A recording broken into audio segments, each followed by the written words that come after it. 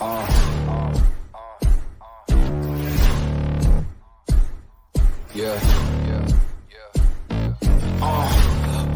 me and my tone. You can't step to my throne. They ain't working like me. I did this on my own. You asking where we been, huh? I don't know where to begin, huh? All this dirt on my skin. I just came here to win. I'm more than a man, I'm a monster. Somebody call a pastor, doctor. I got a sixth sense for imposters. So now I'm coming for the whole roster. It's not a game, why you playing with me? You could double back, lose track, try and hang with me. It must be in my veins, something you can't tame, cause I break the chain. Can't control me. I got the power. This is Talking VAWLS Live. Let's zoom that thing out a little bit. Y'all don't want to see up our noses here. My name is the Indie Kid. I'm Dauber. What's happening? Hey, let's rock and roll, man. Retribution on the agenda. Big game tonight. Big game, VAWLS, Kentucky. We're going to have a live watch party. Hopefully we don't have to wait till about 10 minutes into the game for us all to be on the same channel tonight. Hopefully Duke can wait for us, gets things done and goes through. But before I turn it over to you, let's go through the chat here real quick. We got Pro Wrestling Guru. Got to get it done. I guess Pro Wrestling Guru is reading all the latest dirt sheets, see what's going on. Cody Rhodes, is he WWE bound or what after the news today? Fall Guy 23 LFG. I agree. Paul Camp showing battered VAWLS syndrome. Kentucky 84, Tennessee 62. Ain't happening tonight. Ain't happening tonight. Zero chance Tennessee loses by 20. See, TAPA will be rocking. Donovan Milton, Paul. Donovan predicting VAWLS 85, Kentucky 78. Sounds good to me. Got District 1 in here, Triple J at the 4, and whoever rebounds best of 5. Yeah, that's going to be your recipe tonight. If they're running a lot of Fulkerson Euros, this thing's going to be over quick, in my opinion. Let's see what else we got. James Bradford got the popcorn ready. Linebacker, XX the GOAT. VAWLS taking W. Bray 85, Kentucky 92-87. Tennessee about to take that W. Poor T fans. Okay. Yep. Spoken like a Kentucky fan. Wade Rouse, go VAWLS. Dakota S. What's up, my favorite people? Robert Young, go Big Orange. We did not forget about the live show. We was discussing a couple little things. Sorry to be a little late there, but we still got 3 minutes, 41 seconds. And then Eric Ash Jones, what's up? Eat a Kid, Dauber. Look forward to basketballs. Get some retribution. Absolutely. How you feeling about tonight? I mean, Kentucky's good. We've seen them play about as good as anybody in the country at times. It's going to be tough, even in the friendly confines of Thompson Bowling. Like we had a couple people talking in the chat. If you can get Cheapway in foul trouble, I think that's a key. But you got to drive the ball to do that, and that's something Tennessee's been hesitant to do, is put the ball on the floor and drive at the rim. And when they do, they have trouble finishing. So is that something they can do tonight? Can they drive the ball, penetrate into the paint, and finish at the rim? Definitely going to have to be a battle on the boards and limit the turnovers. That's key right there. Got to stay out of foul trouble too.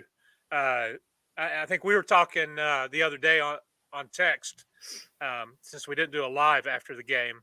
When Chandler went out of the game, and then when they pulled Vescovi, things tended to drop off offensively.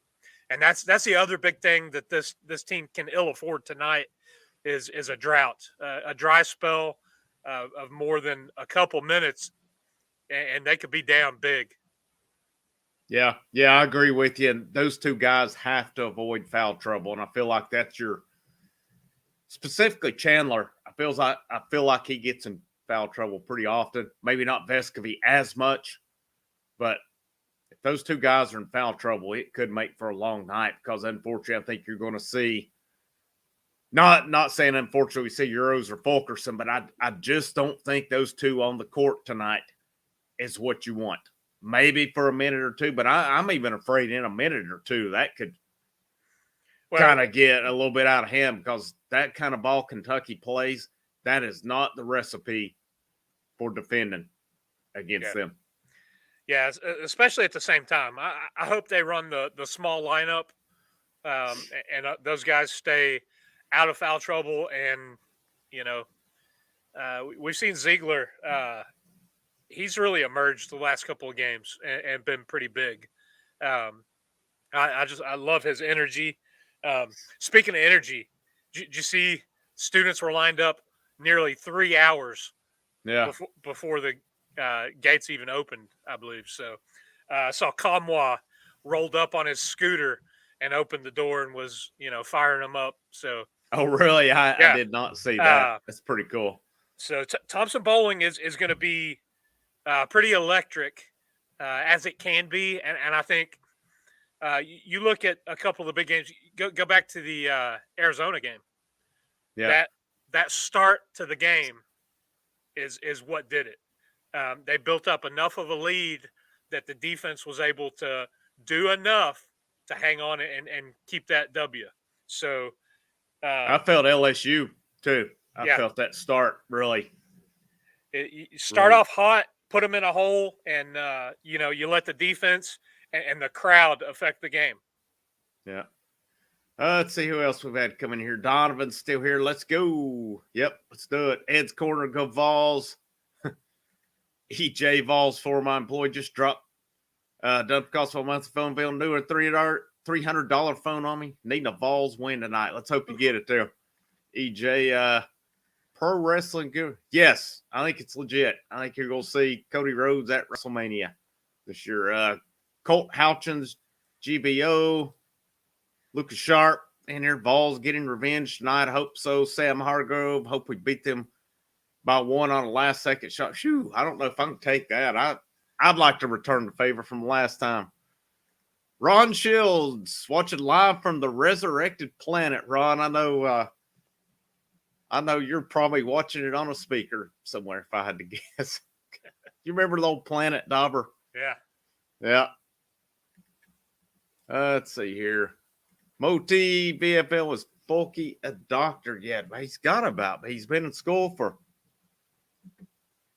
I don't know. I feel like he's been in school as long as I've been around. I'll throw this out there too. We've talked a little bit about coaching, and did you see Kelly Jolly Harper and her fiery locker room talk? Yeah. I know we've got a lot of people that have requested and pushed and urged us to talk some Lady VAWLS stuff, and it's hard to cover all that we do and to try to add that. I mean, I keep up with them and I watch games when I have a chance, but I thought this was relevant to share because a lot of what she said, man, she could go talk to the men's team. She could give that script to Rick Barnes a time or two. I thought the same thing, man. You could have changed which team she was addressing, and it would have fit.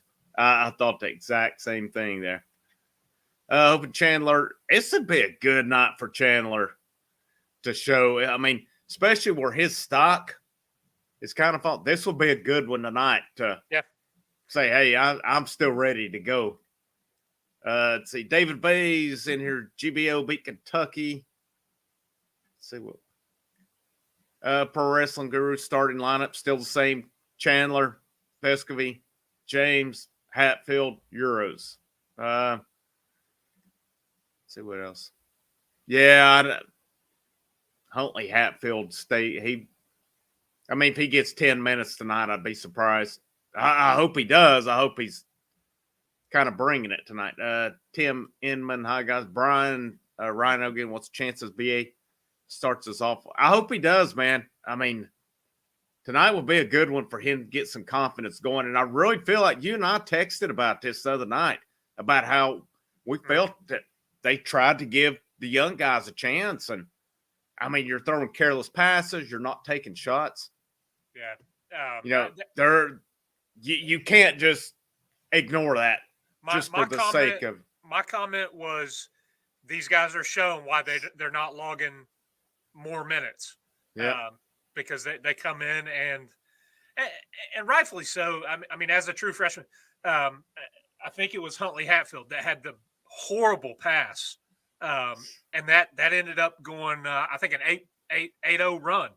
That triggered an 8-0 run, and because I think Vandy knocked a couple threes in a row down. Couple threes, and then I think they got another 2 off of a layup or something, a turnover. Yeah, turned into a layup. So it's those little things, and we've talked about Barnes and his quick leash on some of the younger guys, but at the same time, you've got to do enough to earn your minutes out there, and take advantage of it. And with Kamwa going down, that's exactly what we said. This is a prime opportunity for some of these young guys to step up and take advantage of those minutes that were vacated by Kamwa. So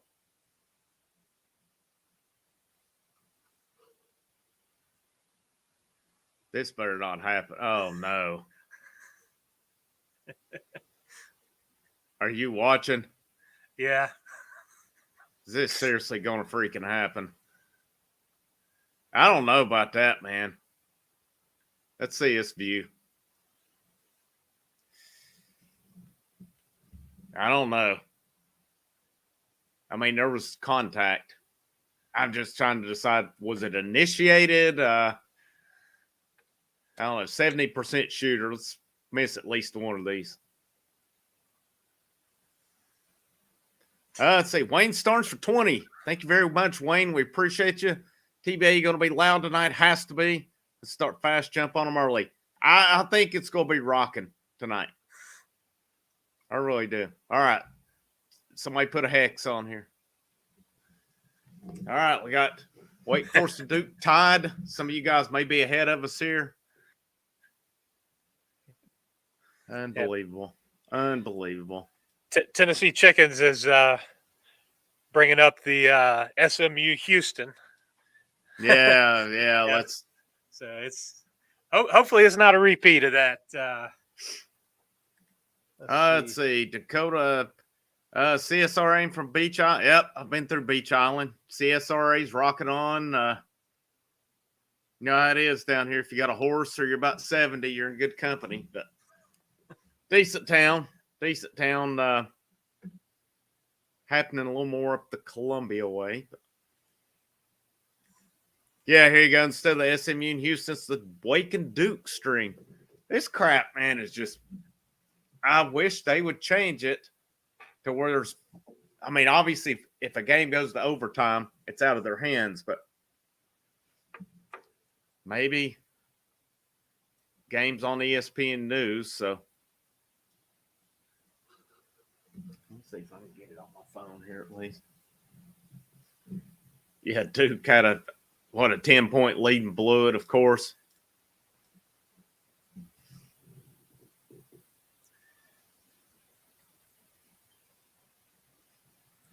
All right, let's see if I can get it on my phone here. At least. John Perry asking what we think about the $1 million man, Hendon Hooker. I sent that to Boogie and Indy Kid today. Saw that James Clausen of Spire, who we spoke to on the channel, came out and said that Tennessee quarterbacks should be making in the 6-figure range or better, and basically alluded to Hooker essentially making that, and said that any Tennessee quarterback should be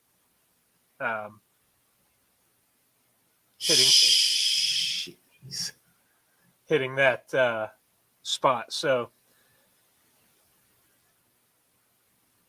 right, did they count it, or was they calling a goaltend here? I can't get ESPN News. I can't either. Like what I use to get it doesn't have that. If it were on ESPN Plus, I think I'd have to log in on my computer, I believe, to get it. what do you guys think? Goaltend or not? This will be a good view. Or offensive inner.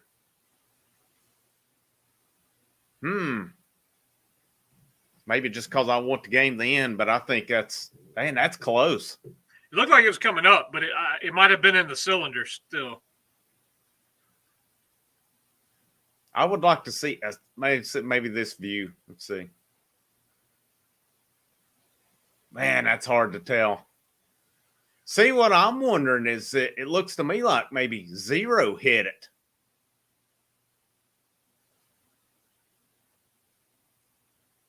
I bet they're not going to overturn this.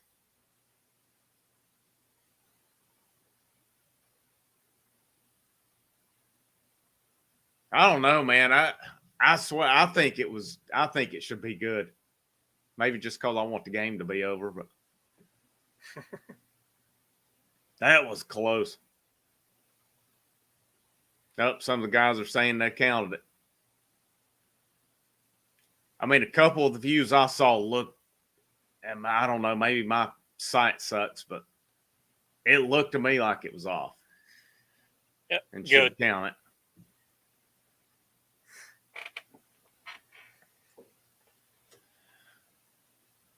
Of course, I'm going to be way behind everybody for some reason. I watched through the ESPN app, so they counted it. Counted it. Unless some miracle happens here, we should be getting Tennessee, Kentucky shortly. 2-2. 2-2, so we've missed a lot so far.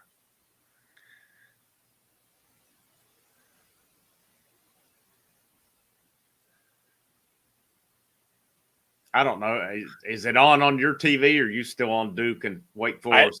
I've got YouTube TV, so I would have to log in on the computer and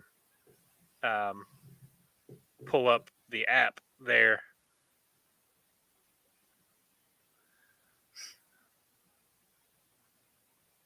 So got JJ Banks in the chat now. What's up, man?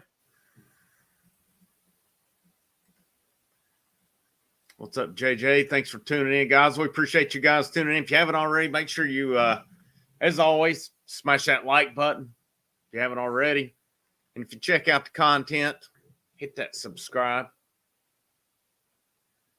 Oh, my gosh. Jeez.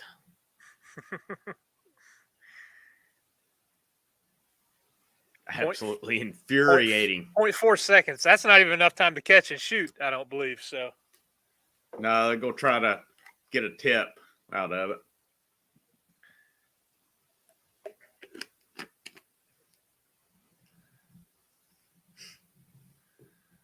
They'll try to get a tip. Or knowing the luck, it'll go. But yeah, Eds, I agree on that, Eds. If that had been Tennessee, that would have we wouldn't have waved that one off. But they wouldn't have even reviewed it. Nope, since it's Duke, oh yeah, let's count it. Tucker White 94. Thank you for becoming a member of the channel. You get all the updates, you get custom emojis. Who knows? Maybe Boogie and Dauber will put on a special dance for all the members one night or something. So all the latest perks of that. we do a call-in show. You get the link first. So yep, live call-in show. Oh, good Lord, that's close to going in.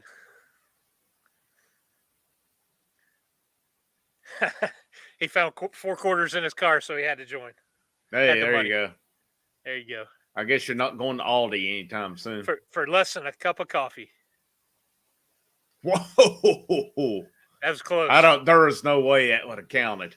Yeah, There's he let it go before it went. in 0.4 seconds. They must have been slow on the button there. Nah. Right. We don't need Man. to shake hands.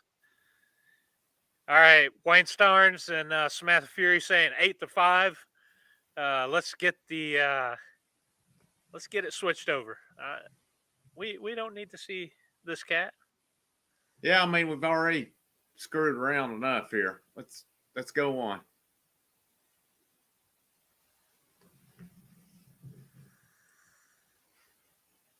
All right.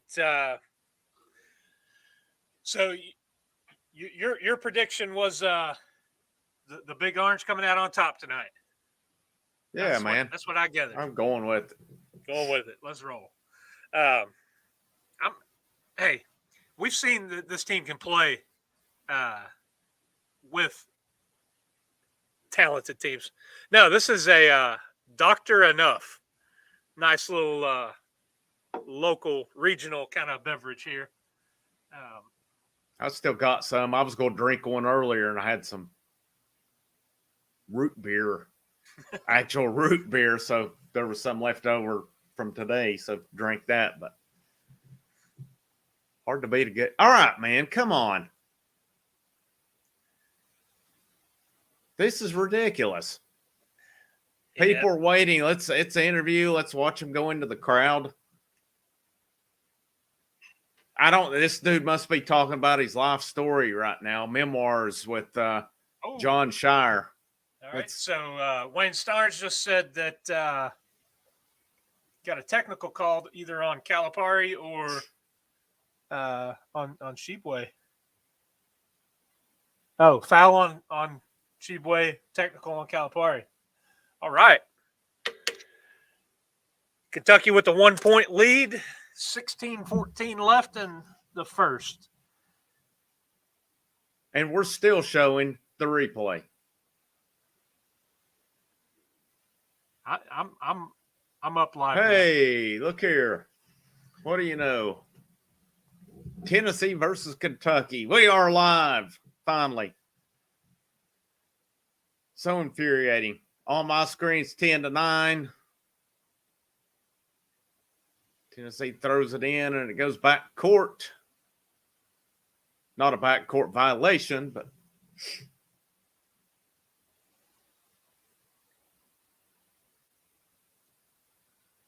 Vest could be driving in with one of his wild passes.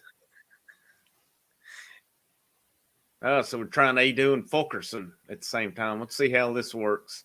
Oh, you're about 5 seconds behind me, I believe.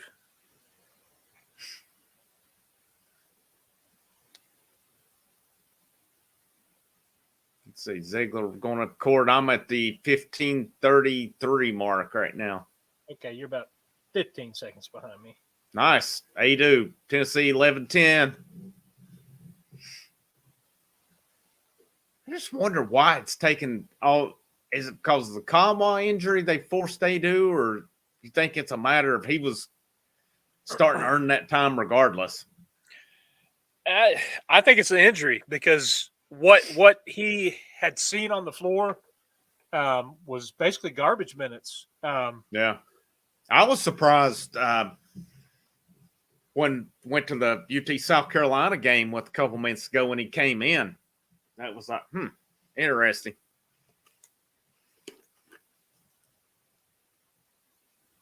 I mean, I think it's a good thing for the future of it, too. I'll be honest, there was a part of me, and who's to say what happens after the season, part of me was worried about some of these big guys packing up and hitting the road. Yeah, but my thoughts on that are that's where you're losing the most off of this team. So there's going to be opportunity. Well, you're losing Fulkerson for sure. I still would expect Chandler's gone. And I feel if anybody knows for sure on Victor Bailey, I'm not sure because I've seen him say, well, his scholarship's going to come open. But what I don't know is can he utilize a super senior season? I think he can, but I don't know that for sure either. So I'm looking at the team stats. I'm assuming this is up to tip at this game. Adu has averaged 3.9 minutes per game, so he's been super limited. Meshack has 5.4 minutes per game. Debonje is 5.3. So Adu has been the one that his minutes are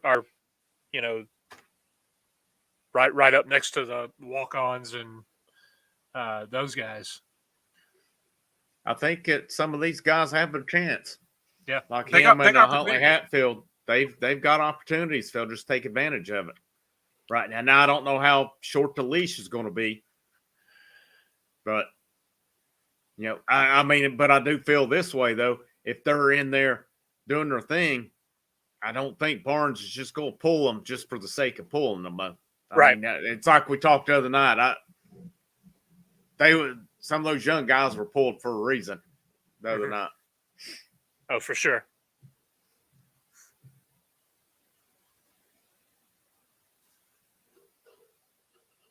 Biggest thing is, can they keep? I'm kind of curious to see what the pace of the game is, because I felt up at Lexington it got. Well, I felt Barnes was pretty insistent on sticking with that big lineup, right? Too, and that just that is not this team's bread and butter. It's just not. I'm gonna go ahead and throw this out here. Looks like we got a couple of Kentucky fans in the chat, that's fine. Welcome. Just keep it civil. That's all we ask. And that's both ways. We're happy to banter and go along, but hang out with us, watch the game, keep it civil. Yeah. No name calling tonight, hopefully. We've seen that numerous times. Not any sense in it. So hopefully we can avoid that. But yep, any and all fans are welcome. You want to talk trash, just keep it civil. Because, I mean, one thing about Kentucky fans coming in, if Tennessee started to drill them, they're going to talk trash to Kentucky. So if you're going to be able to give it out, you got to be able to take it too.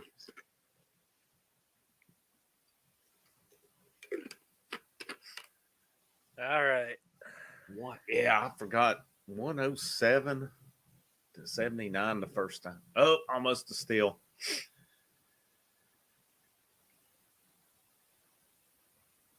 And on that day when Tennessee played Kentucky, Tennessee's offense was not – they did some careless stuff. They were careless with the ball, but as far as their shooting, they shot the ball decent that day. Kentucky would have beat most professional teams that night, shooting 68%, whatever it was. Yep, Ziegler, nice drive, 13 all. Man, he's just fearless. That's – the last live we had, I talked about it, man. The kid plays with that, New York City playground attitude and, maybe a little chip on his shoulder. Because I guarantee you he'd been told most of his life, you're too small. And he's got something special. He's definitely a fan favorite. Mm-hmm. Good take by Folky. Yep, nice.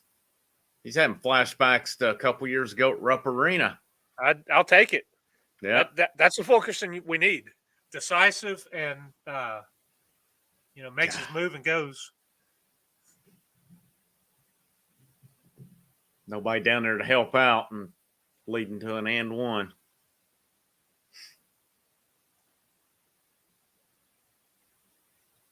This is I think Tennessee needs to push the ball a little bit more. It favors this lineup that's out there. Fulkerson. I don't know if I'd blame that and one on Fulkerson. I mean, he come over and made the foul, but somebody got burned on it. Getting a little chippy on the Kentucky bench.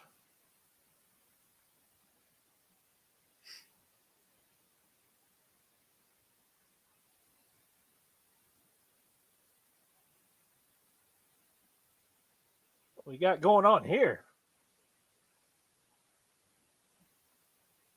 I don't know. I didn't really see anything that. Well, Fulkerson crashed into the bench. And then I think somebody either said something or.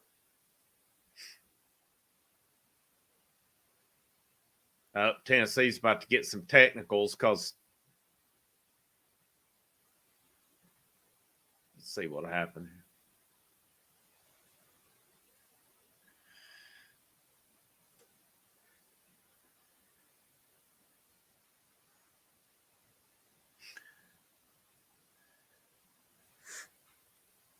I'll be honest, that guy on the end of the Kentucky bench, it looked to me like he was trying to help Fulkerson.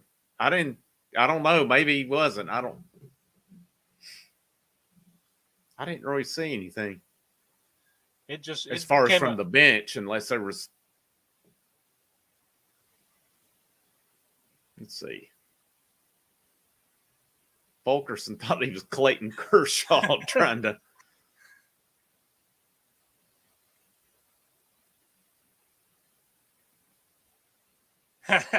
Ziegler right in it. What's funny, Ziegler's taller than that guy pushed. I don't have my volume on, so no, I don't either. You guys in the chat, as they announce it, keep us posted here. Ziegler, that assistant was trying to bow up, and Ziegler pushed him. We can't have the audio playing even in the background, or we'll get flagged and I guess possibly booted. So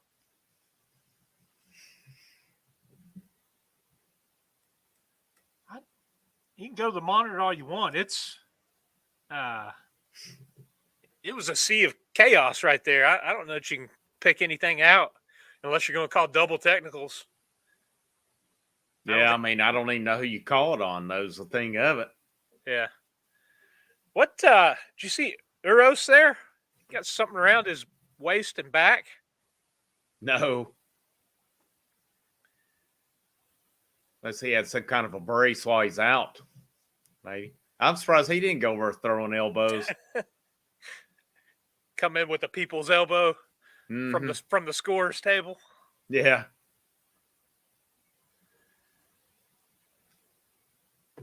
My thing would be, man, just issue warnings and let's get on with it.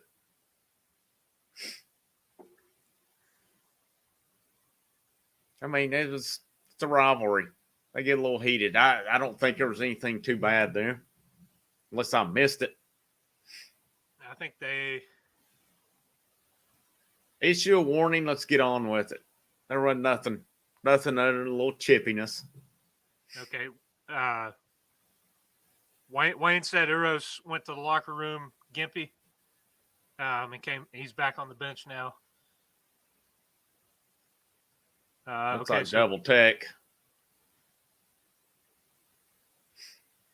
Oh, Marty Smith in Thompson Bowling with all the rowdy Tennessee fans. Yeah, Marty's not a. He's not a popular person in Knoxville. Not a popular guy in Knoxville, yeah. I used to like him a lot, especially when he was at NASCAR. He's kind of become I don't know.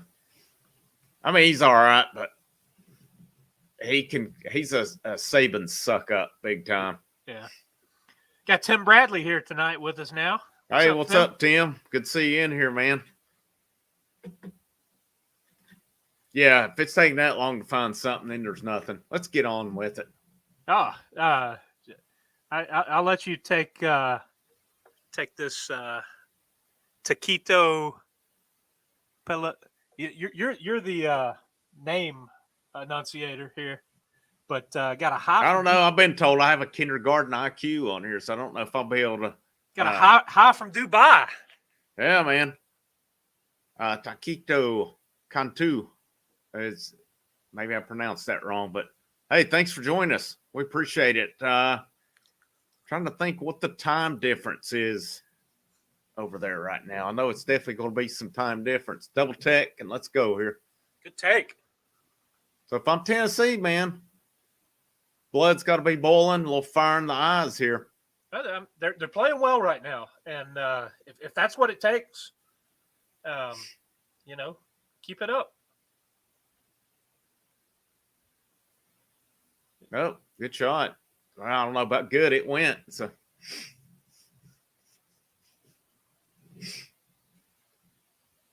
They do it to protecting the rim there.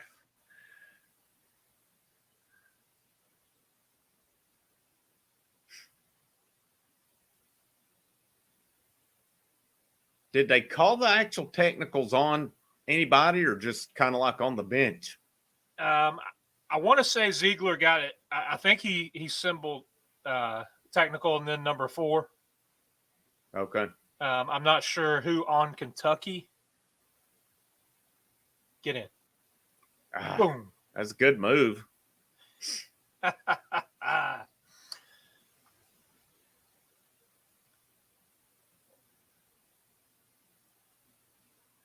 Can this team sustain an entire game playing at this elevated level? Boom. It's tough to be the aggressor for a full game. Yeah. Fast pace. Kentucky slowing it down a little bit here. Let's see how that.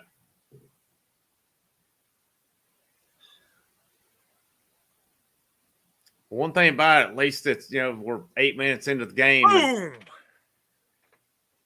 Sorry.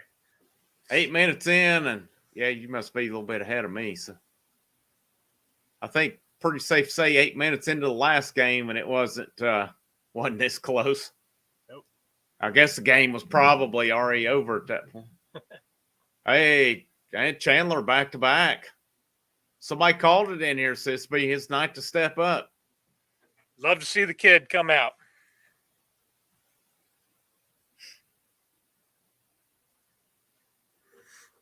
There we go. Over the ramp, backboard. Tennessee ball, 23-17, 11:27 to go. Thought about getting one of those. You seen the NIL shirt of Chandler's with the chef? Yeah, I saw Pretty that. cool. I thought about Alumni Hall the other day.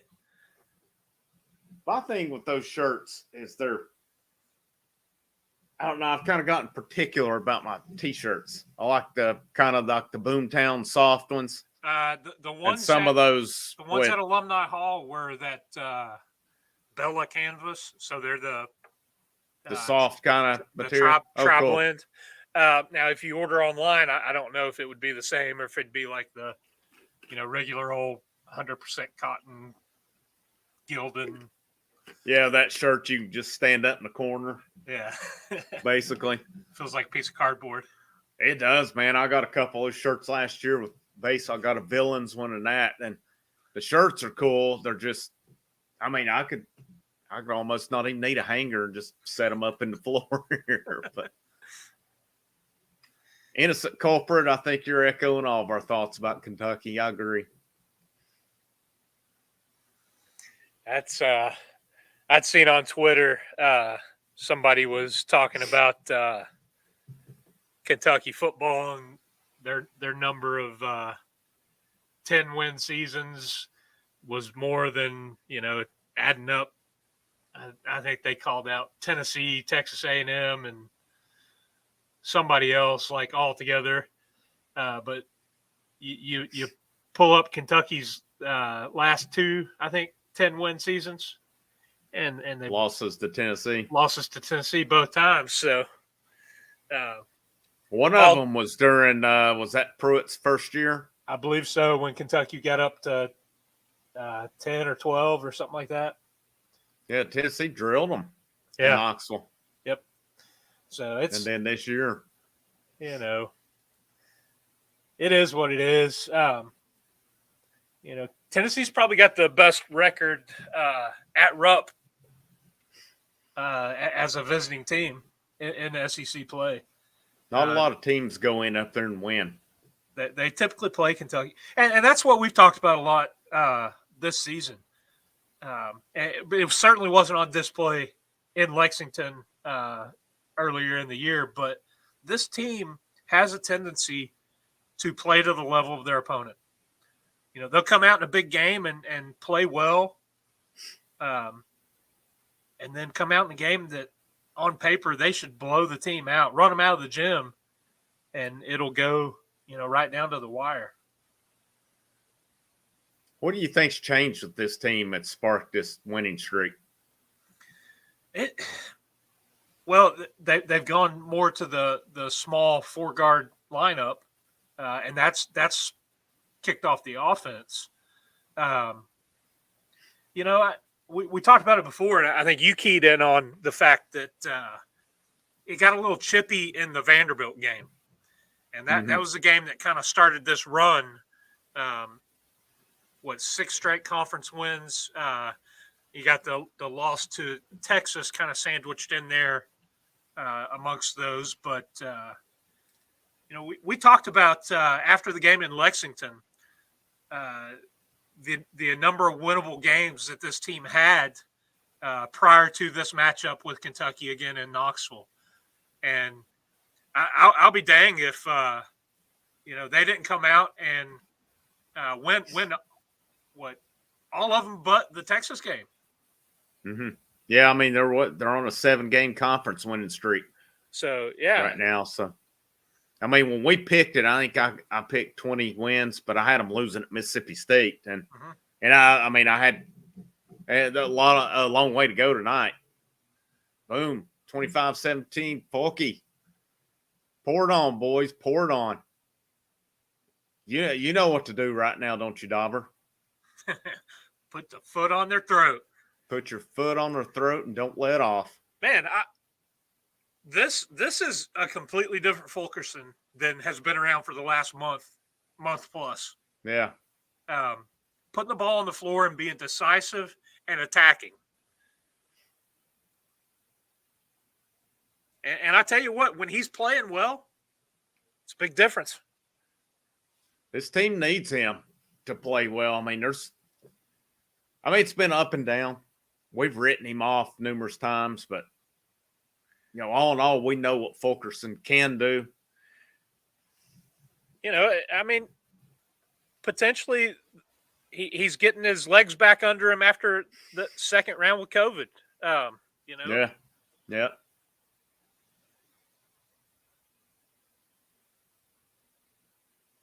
Yeah, I think that last round affected him a lot.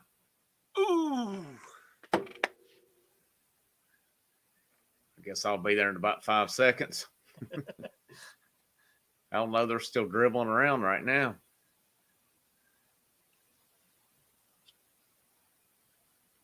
Chandler with one that Hang the chef. Everywhere but in.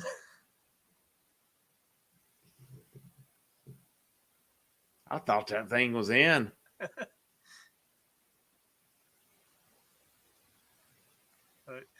You'll like this coming up here, though. Uh-oh. He didn't slip. Nice. Oh. This is the bad thing, man. I'd love to hear what the crowd sounds like right now. Yeah.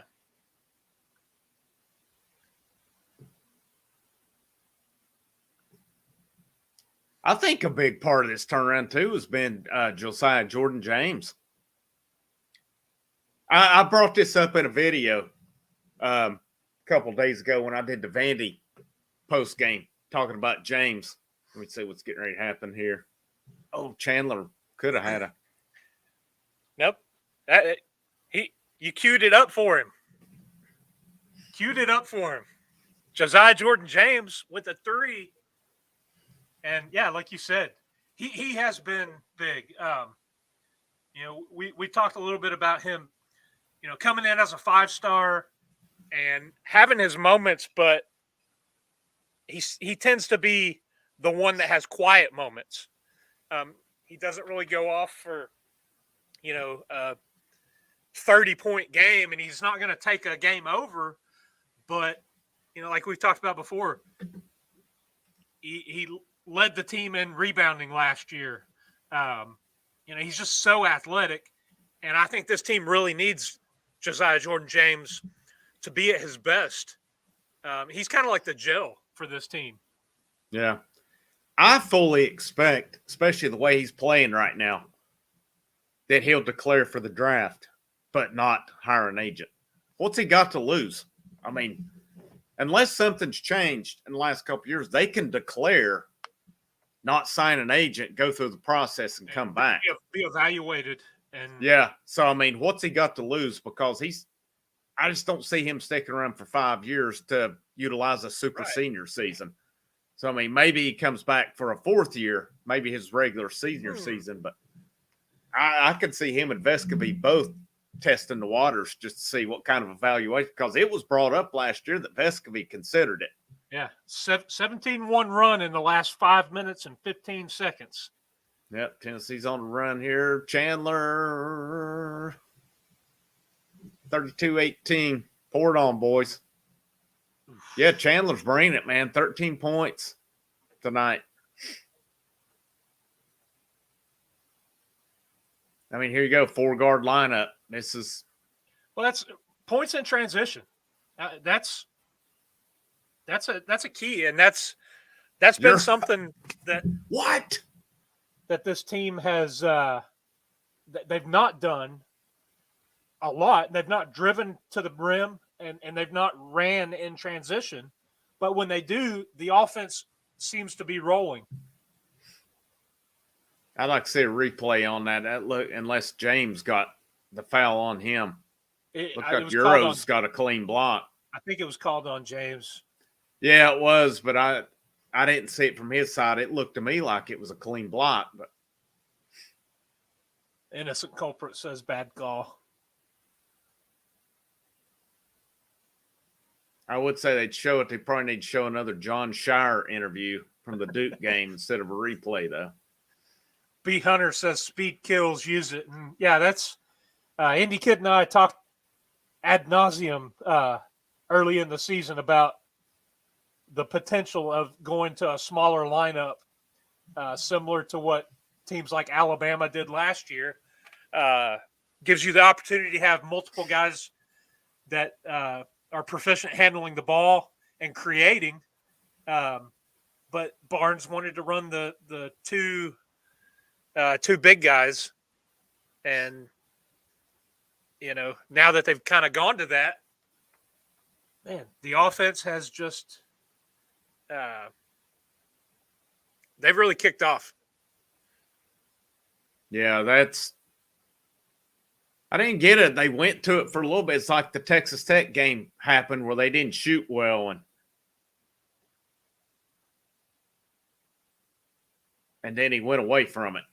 And I really felt that's when their kind of struggle started, was when they went away from it. I don't like the lineup they got in right now. I think you either this is not a Euros game. You got to be able to, keep the pedal on it. And we've said it before, when he's in, it's 4-on-5. This is not a banger game.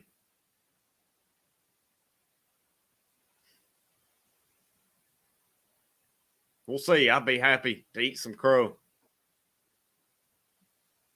Oof, bad shot. Well, James getting that second foul. We talked about it early. Yeah. Got to stay out of foul trouble. Yeah. And he has definitely been playing the best ball for them. Oh, my gosh. That was actually not a bad look either. It was just a bad shot. All right. About halfway through the first, let's kick to the chat. Get your thoughts on it. What do you guys think right now? Yep, 7-11 to go in the first half. According to mine, Tennessee 32-20. Let us know what you guys think. Going back to it earlier, I said, maybe we talk about a little bit during the game, but I think the way James is playing right now, test the waters. Go for it. Each year he's been, when he came in as a freshman, and each year he's been on mock drafts early in the season, and then even this year before the season, I saw him on mock drafts, and then he's kind of dropped off on that. If he keeps playing the way he's playing, I wouldn't be surprised to see his name start creeping back up on him. Now, I don't think he's – I think if he were to go and get drafted, it's probably going to be mid to late second round. But, I mean, I think James can play in the NBA. I think he's got the game for it. Will that be as eventually a second round pick, maybe just an unsigned free agent or undrafted free agent? But I don't think it's any coincidence they're playing better because of the way he's playing. I mean, even one of the last couple games, he shot, 2 out of 14 and still had a good filled up the stat sheet. So that's when you know he's on it, because there would have been other parts of the season where if he would have had that shooting percentage, there wouldn't have been much on the stat line. So, speaking of the stat line, got a 12-point lead right now. Flip the script of the game in Lexington a little bit. Tennessee's with the hot hand right now. 13 of 21 from the floor, shooting a electric 62% right now. Kentucky is 8 of 19, shooting 42%. The three ball's been big for Tennessee. They are 4 of 9. Kentucky's only 1 of 3. I agree with this on it. James being a good role player, not near as physical. It is not near as physical in the NBA as it is in college. And I was listening to, not that I listened to him a lot, but I was watching. I was watching a little bit of the Hawks and Celtics Sunday, and Stephen A. Smith was on there. And you can take what he says with a grain of salt at times, but I thought it was pretty interesting. I guess the NBA is coming up on labor disputes, and he said these owners are coming after the players because of all these guys sitting out, not being physical, and all this stuff. I thought that was really interesting because I always consider anytime the Lakers going close wanting to go watch them play. I never have been able to, but I would have been pissed if I would have paid all that money to go to Charlotte and then LeBron, not that I'm a LeBron fan, I'm not, but LeBron and AD are both sitting out for whatever reason. They got to get that stuff under control. And if I'm an owner paying that big money like Kawhi Leonard and some of these guys who sit out every other game or so, I would not be happy with it. So I hope they get it under control with that. NBA used to, if you drove down the lane, you were either going to dunk on a guy or you were going to end up on your back. One of the two. Now they'll just get out of the way and let them go. There's about zero defense that gets played. And that's I've always liked the NBA. I still do, but it's just so different. Like the Lakers, I'm disgusted with them. I'll be so glad when LeBron moves on. They built that team around him for who he wants. Mm-hmm. I think I had a little rant about it I saw with LeBron, I saw it pop up on Twitter after the Rams won. He said, we need to do a championship parade with us, the Dodgers and the Rams. It's like, did you see Matt Lakers reply to it? Yeah. Hey, the COVID championship counts. I'm counting any Lakers championship, but yeah, the Dodgers got bounced this year. Lakers are struggling to make playoffs. Man, that was a good move from Hatfield. He just missed it, but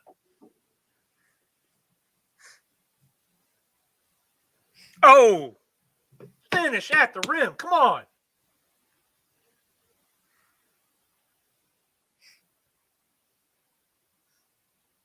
Need Kelly to come out and get on him.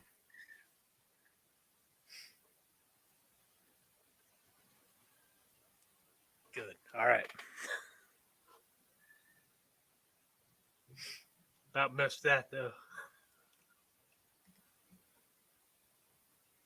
Jordan would absolutely annihilate the NBA. Not that he didn't back in his day, but there we go. he had a heyday. Anybody compare? I swear people still comparing LeBron and Jordan. There's no comparison. LeBron's a great player, but he has to have all his special little teams to be able to win a championship. And I was not a Bulls fan either, but I respected the Bulls because they built that team and they had the man and dominated. 34-22, a little over 5 minutes to go. Kentucky's been playing good ball coming in too. I mean, they've won, 6 in a row? Yeah. Coming in, so something's got to give tonight.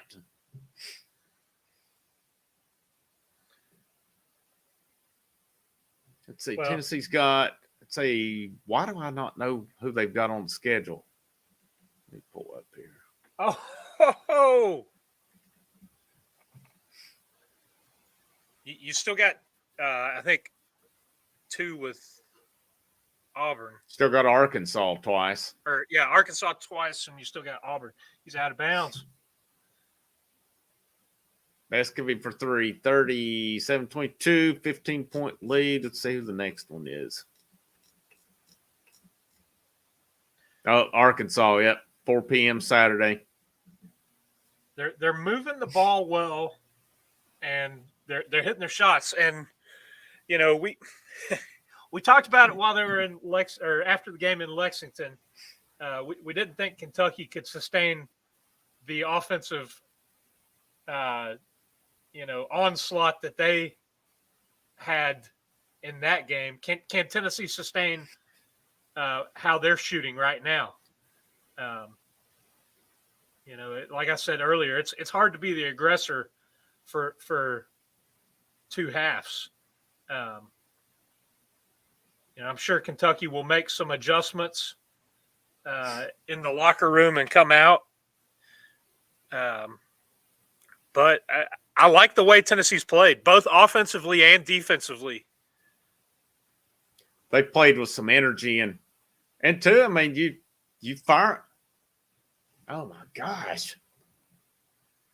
I want to see some of these fouls they're calling. Barnes doesn't look too happy.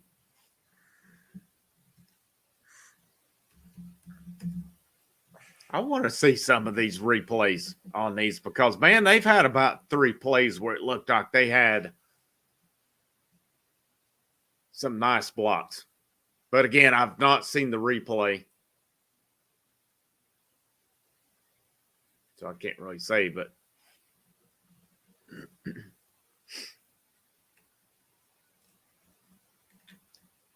just to bring a point up right here, if you played the Knicks and the Pistons back in the day, you drove down the lane, the odds were very high you were hitting the floor. That was fine. The NBA used to be fun then. Celtics, I mean, when they had Chief and McHale and those guys, you weren't getting a cheapie on them either.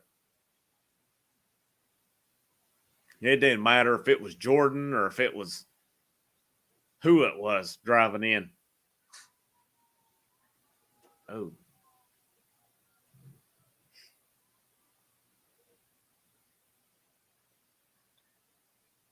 Again, you're kind of back to that lineup where are you giving up a little bit on the offensive end with who you've got out there with Fulkerson and Adu out there?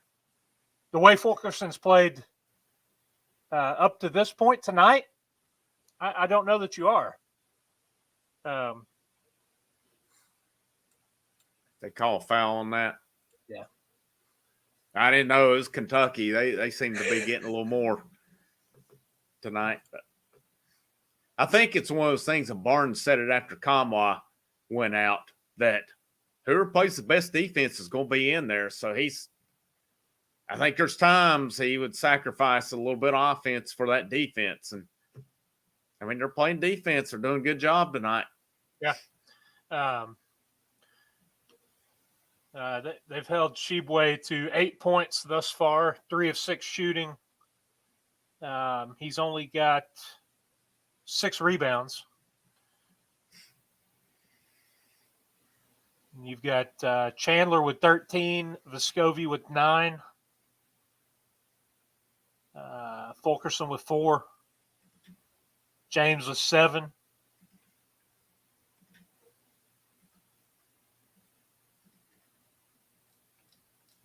Tennessee has cooled off a little bit from the floor. Dropped under 60. They're shooting 57% now.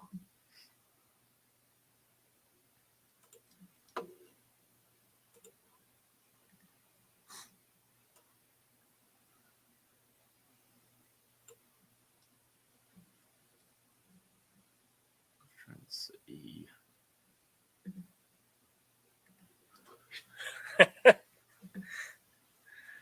Team stats are ahead. Kentucky shot 9 free throws to Tennessee's 2. Tennessee's winning rebounding battle, 13-12.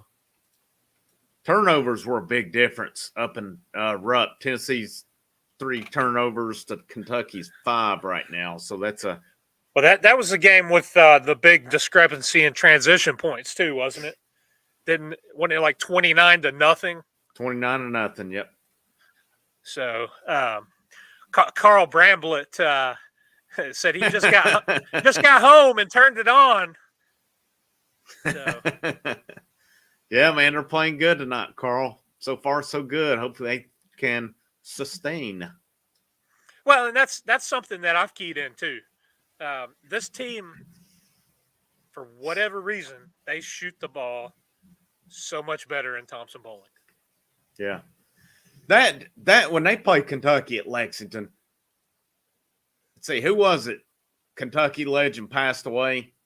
Can't remember the name. The former coach. Yeah, I mean, that was just one of those days that there was emotion playing for him.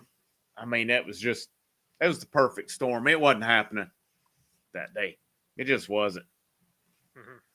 But yeah, this team, man, at home, they're a different team. Now that, unfortunately, we've all watched them play enough to think there's still going to be some sweating. There's a lot of basketball left tonight. Yeah. James Bradford brings up a pretty interesting question here. It's this first time that a team under Barnes has peaked later in the season and not early. Yeah, because I feel the team that got shafted against Purdue, I felt they kind of, I don't know, wasn't that when they got just blown out in the SEC championship by Auburn?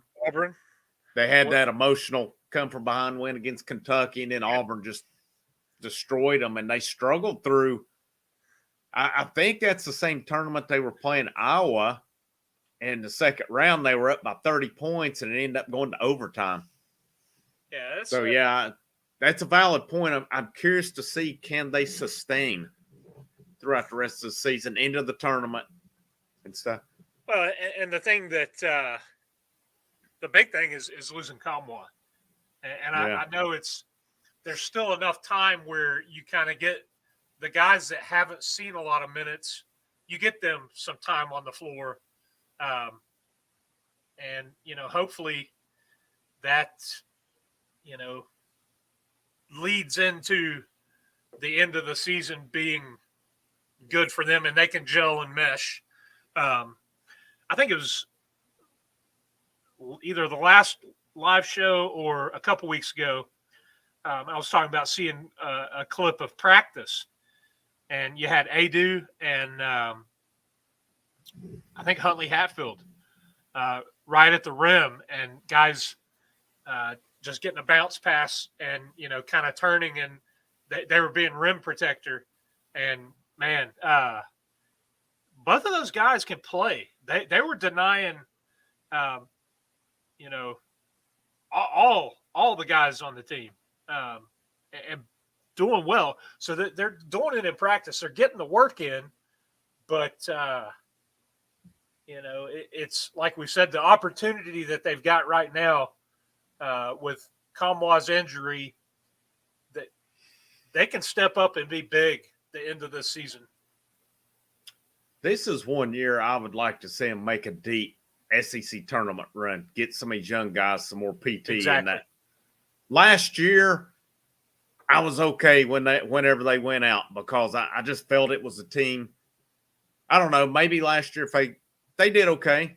They did all right in the SEC tournament. I was kind of last year where if they bow out, so be it. Get some rest and go into the tournament. Obviously, they got hammered in NCAA tournament, but I think there's just years where I don't know. Some of you may agree, you may disagree with me in terms of if you're a lock for the NCAA tournament. I think there's some years where rest up, you bow out early, so be it, and rest up. And there's other years like this one. I think it would benefit them this year the more they played against the better competition, especially with these younger guys, get them some more minutes.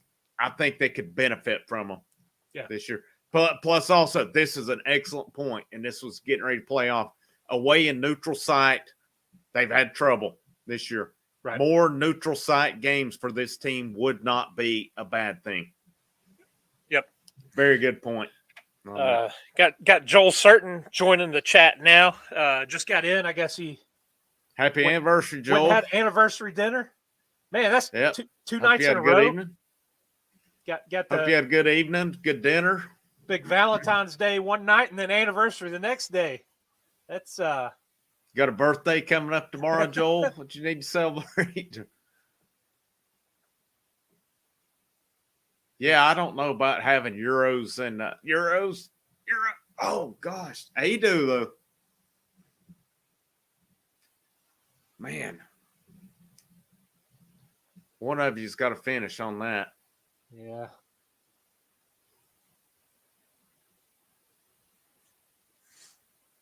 This is another one I don't like the lineups in right now.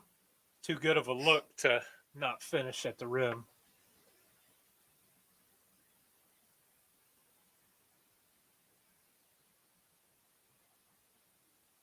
I feel you're almost playing 3-on-5 on offense.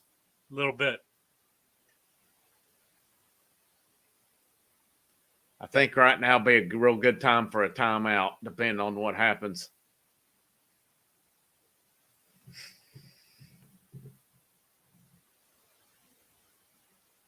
Scovey bottom. Man.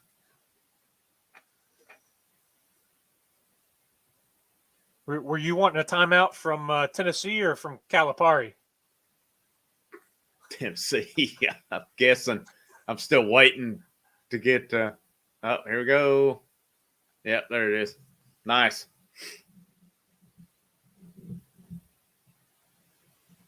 $15-point lead, a little under 2 to go. 6 out of 11 tonight. Good percentage. Over 50. Yeah. When the three's dropping, come on. Man. That's you'll get it here in a minute. That's a couple Vescovi has been point blank and just not finished. Oh gosh. Man, they're finishing. The cuts to the basket and the drives, they're being very decisive on offense tonight. And that is good to see. I feel their offense here recently has been a lot more fluid, too. I don't know what's changed. I don't know if it's been intentional or what, but I feel like during this streak, the offense is. Hey, there's your timeout on the floor. Yeah, getting a little careless. I mean, Vescovi didn't finish, and then they've had a few bad passes. I think this is a good timeout. You know, even though there's less than a minute left in the half. If you get a few possessions in a row, not necessarily all of them in a row, but if you get a few possessions where you have at least, a couple careless passes, maybe not a bad, they've had, I feel like, and maybe I'm missing, well, you had the Vescovi 3, but you had Euros and Adu who didn't finish. And then Chandler. We didn't finish, and you had a couple other bad passes in there. That's a good time to kind of calm everything down a little bit. Yeah. Well, you don't want it to run into a little bit of a run to close out the half for Kentucky. Yeah, exactly. Exactly.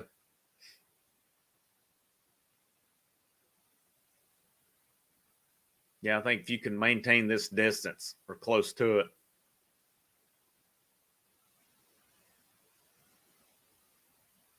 I mean, make Kentucky earn it if they're going to come back. Didn't even see that play. ESPN a little too slow coming back from the commercial.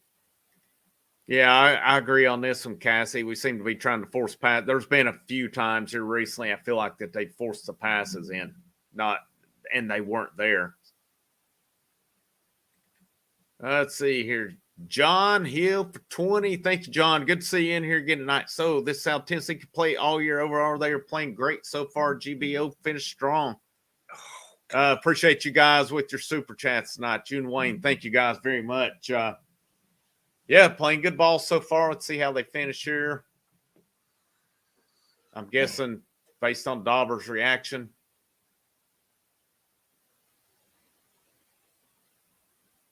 Was it a foul? Oh, I thought he called a charge. Okay. I was going to say, how in the world's that a charge?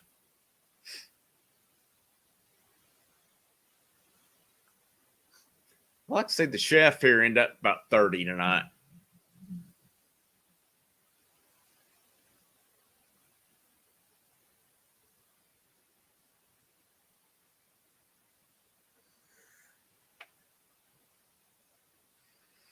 There you go. I don't know if what's he's getting ready to do in the second. When you made the point the other night, you're a 5-star guy. Better knock at least that first one down. Boy, that was ugly. Oh, jeez.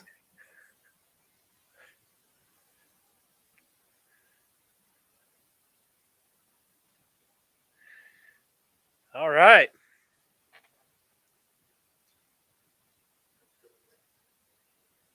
We'll take it. 46-32 at halftime. Tennessee, man, they're playing tonight. They've brought it so far. It's always a good sign, especially at home when it gets – well, I mean, it happened in Nashville too when they played at Vandy. But Tennessee seems to feed off of when it gets a little chippy. It's not really been chippy so much other than the one moment. But, once that happened, though, it felt like they kind of went on a run. Then, well, And the shooting, offensively, this team has that we talked about it come out hot, and they shot the ball well, especially early. Had a little bit of a dry spell there for a minute. Largest lead got up to 15 points. Ended the half shooting 54% from the floor, 54% from three.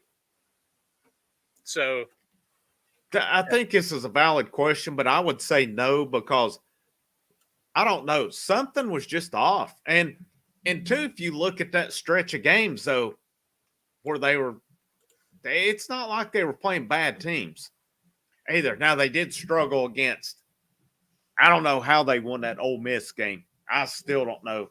That one was by just pure luck. And then, oh, my gosh, South Carolina had a half quarter to beat Ole Miss? Wow. This team's 18-6, and 5 of those losses have been to ranked teams? Yeah, I mean, that's the thing of it. This was more of a front-loaded SEC schedule with them. Some good teams. I mean, they had their moments. Really, besides Kentucky, LSU, I mean, but they did make a little bit of a run to make that.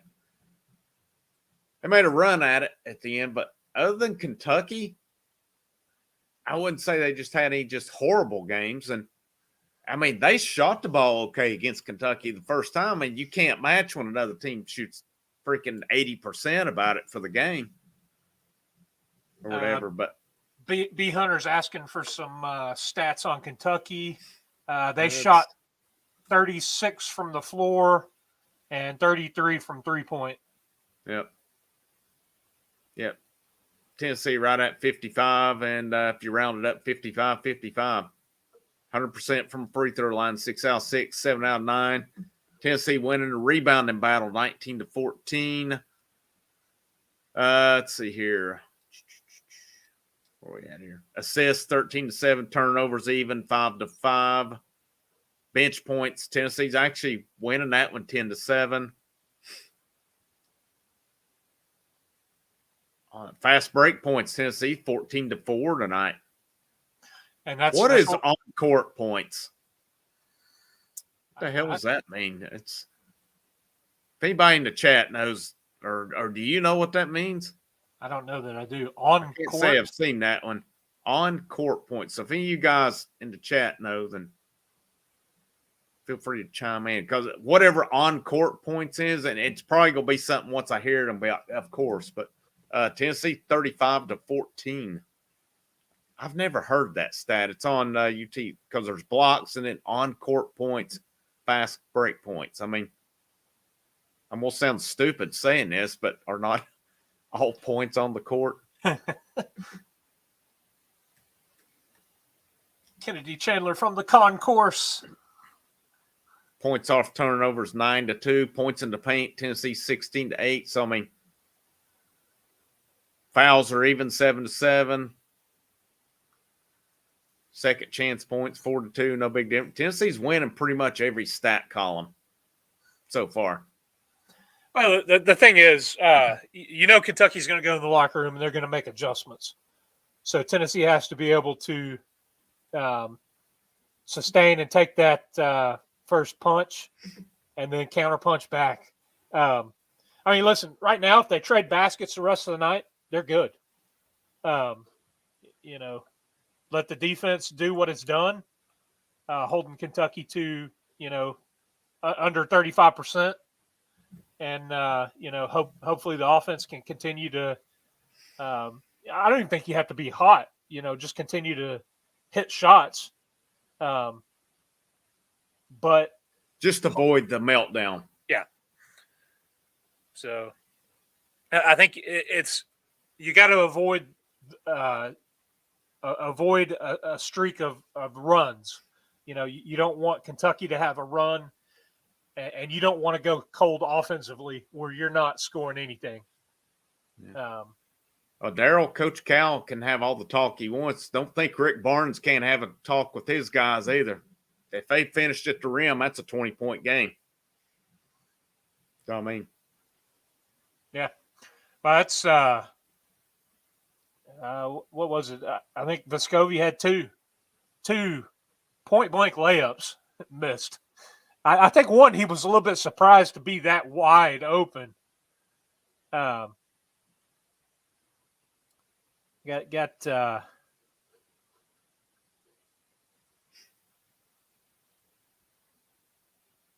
got all the got the jokers coming in here.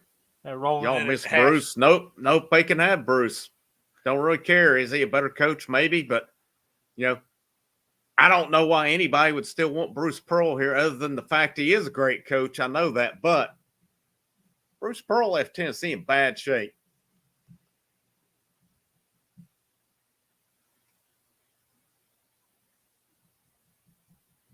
Rick Barnes is going to be at Tennessee till he retires.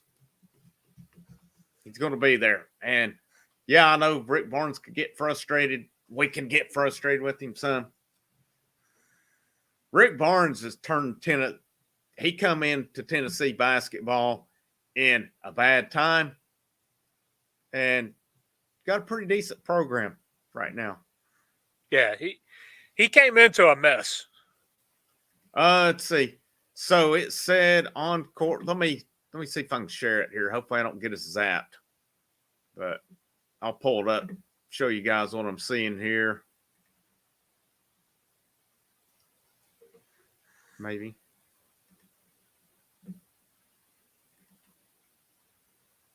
All right. Let's see if I can pull it up here. I think it's going to be. Yeah. All right. So if I scroll down, right here is what I'm talking about. I don't know what this is, Rander. Right here, on court points. I am not sure what that is. Like I said, maybe it's some. Because I was trying to figure, well, is that just points without free throws? But they've only shot 6 free throws, so that would come up a little bit short. So I am not sure what that is referring to, actually. Like I said, if anybody knows, then this is something we got to factor in, man. They held that lead with James sitting on the bench for a long time. Yeah. So that's. Can James come back in the game and be as hot as he was after sitting? Yeah. John bought his Diamond Ball shirt. Thank you, John. We're just a few days away. Days away from VAWLS. See, Dauber, I think, is making a trip down this weekend. Be there Sunday. So yeah, they play 4:30 Friday. 4:30 Friday. I think it's evening Saturday and then afternoon Sunday. Yeah. So curious to see if Burns is going to take the mound out of the gate. What I was reading the VolQuest preview, McKee said he thinks Burns is going to be the opener. So we'll see how it goes. That's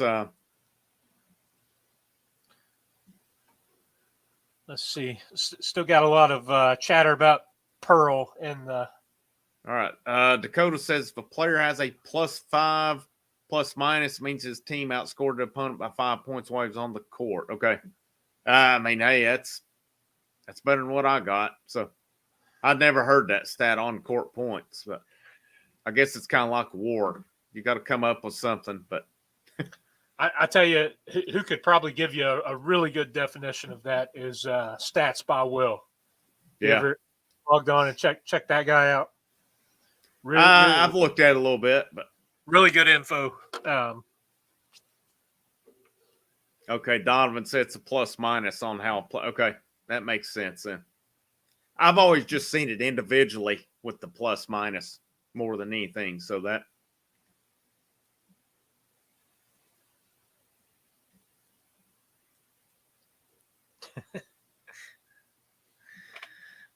Wow, 5 years old when Pearl became UT's coach. Wow.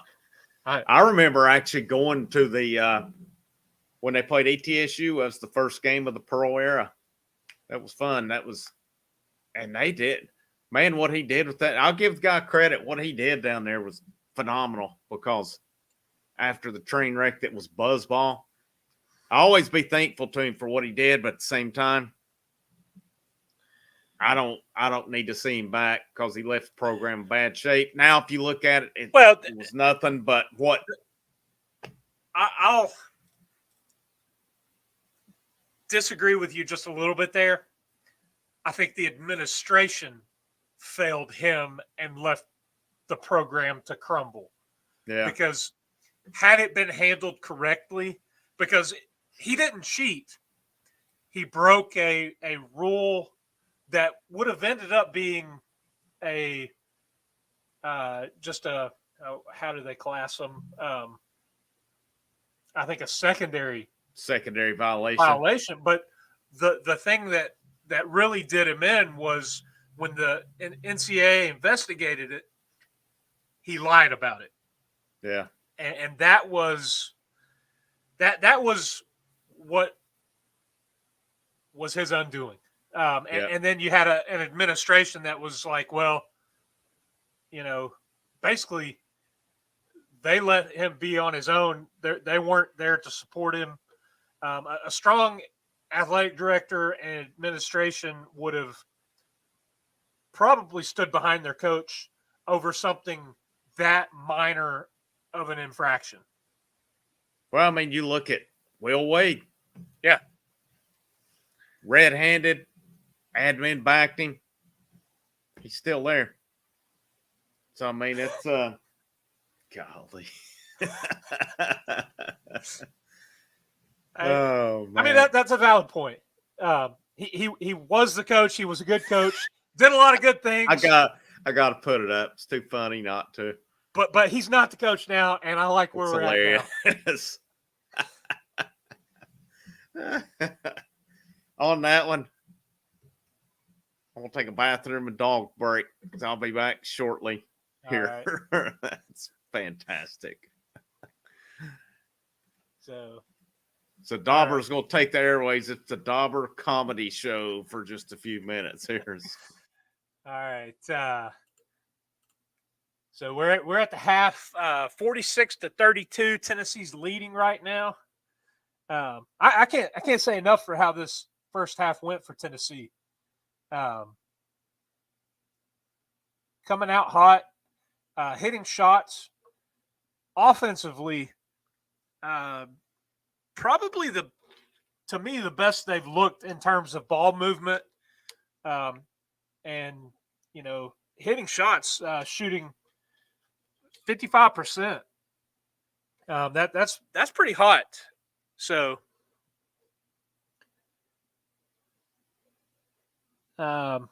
yeah, everybody dogging Mike Hamilton. Hamilton did a lot for building up facilities, and can't say so much for some of the coaching moves and lack of solid leadership that he provided while at the helm. Far cry from the situation currently in Knoxville. We've talked about it on the show with Boogie. Talked about it on some football shows. Indy Kid and I brought it up here. You look at what the state of Tennessee athletics is right now with Danny White, and you look at the coaches that are in Knoxville. I think you'd be hard pressed to find a time where they've had a stronger set of coaches across the board. You look at Heupel and the trajectory that program is taking right now. Barnes and what he's doing and sustaining with basketball. You look at baseball with Tony Vitello. It's just electric. And even go over to the women's side of things with Kelly and what she's got going on. A lot of good things are happening in Knoxville right now. A lot of good things are going on in Knoxville tonight. This game's been pretty electric. Everybody's still going on about Pearl and the barbecue. Rugby winning the national championship. That's a good point there too. It's definitely looking up in Knoxville right now.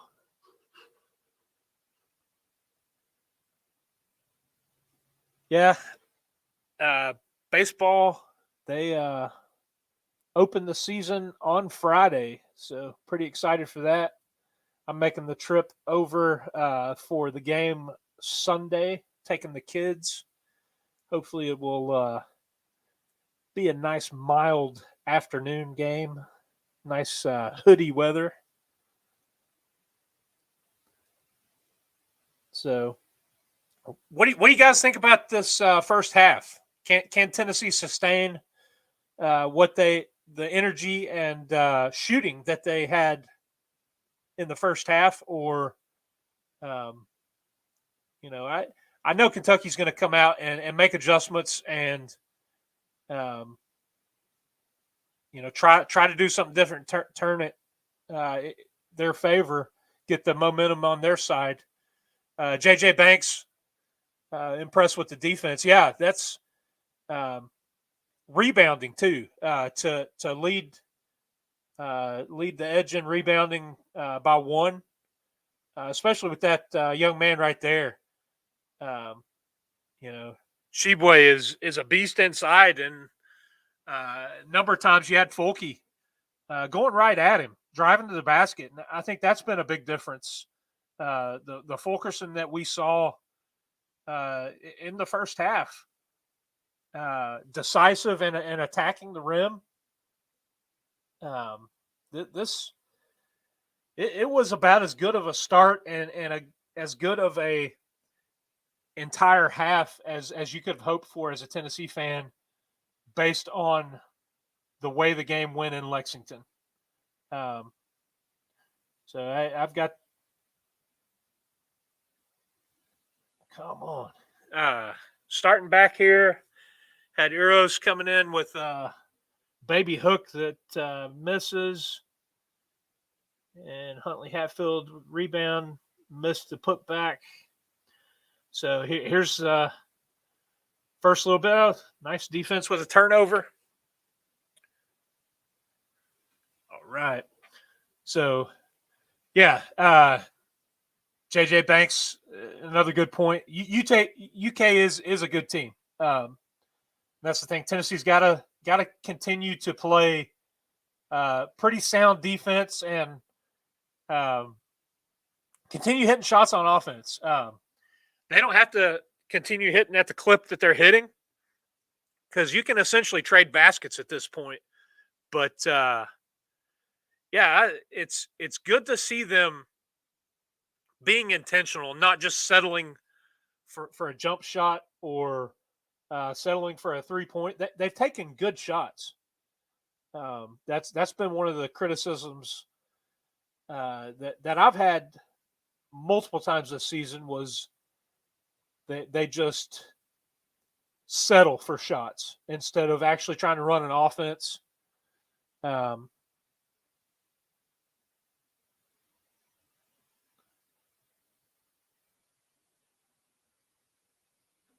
right, one of two there on the free throws.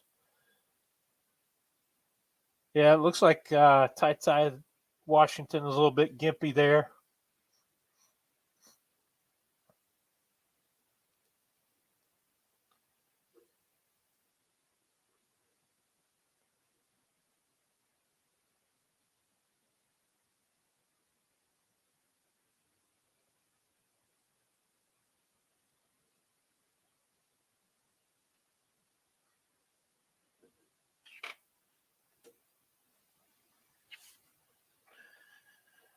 All right, so another empty trip. Kentucky comes down and they hit a 2. That's what we need to avoid, is stacking up multiple trips down the court on the offensive end with no points.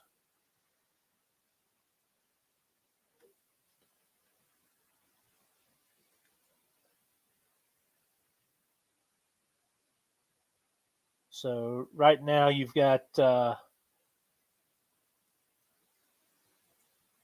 Uros, Huntley Hatfield, James, Vescovi, and Chandler in. Oh, Uros with the strip, and Huntley Hatfield takes it away. Good defense right there. Fulke looks to be checking back in.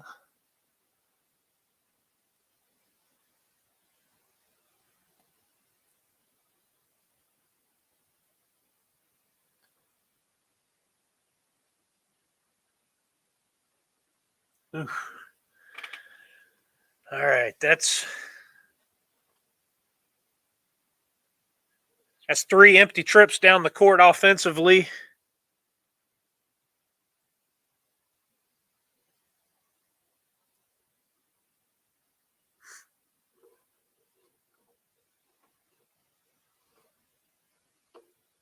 Let's see.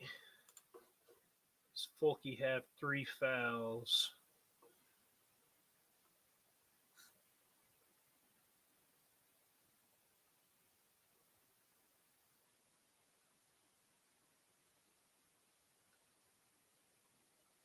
I'm only showing 2 at what I'm looking at. Good move by Fulkerson.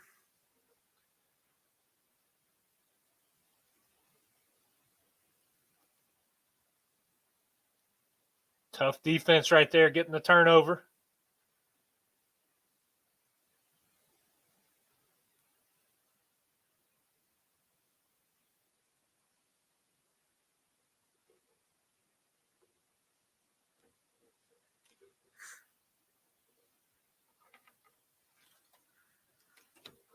Another basket.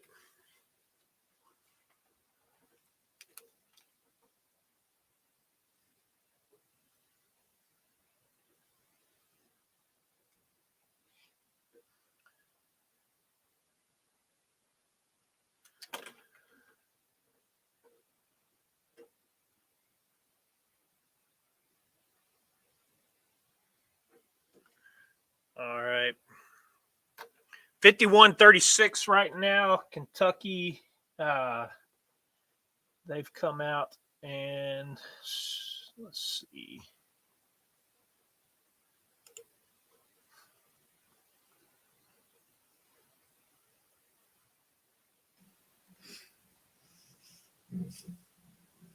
Hey, man. They got after it, didn't they? Yeah.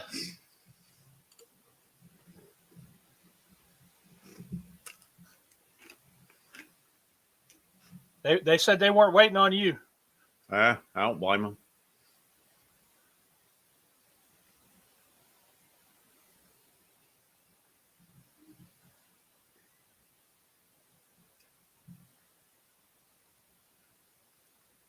All right. So I've got 51-39 right now.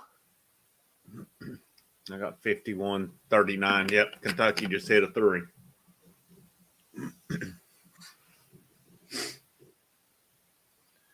I've got Powell in the lineup now.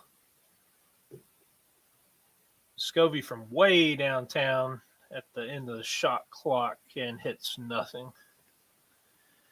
Man, come on. That's probably the fourth or fifth empty trip on the offensive end. So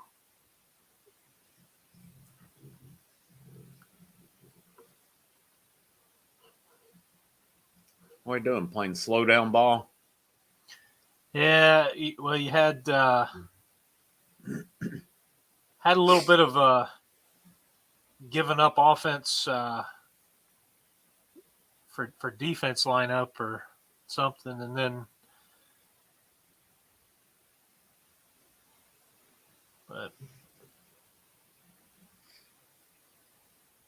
good use of stoppage right here. Hopefully they can come out of this and get rolling again, because this is exactly what need to avoid is letting Kentucky kind of creep back into it. Yeah, James, that's a good point.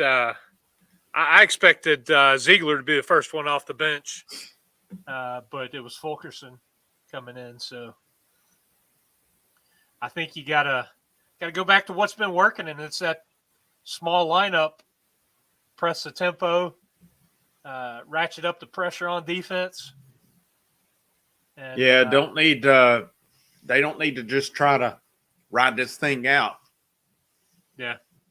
The old play not to lose mentality, just try to hold them and run it out. That's not going to work. Yeah. This team, they tend to lose their efficiency when they slow it down, if that makes sense. I think they play their best basketball, especially offensively, when they're playing with a little bit more tempo. Not necessarily pushing it, because I don't think that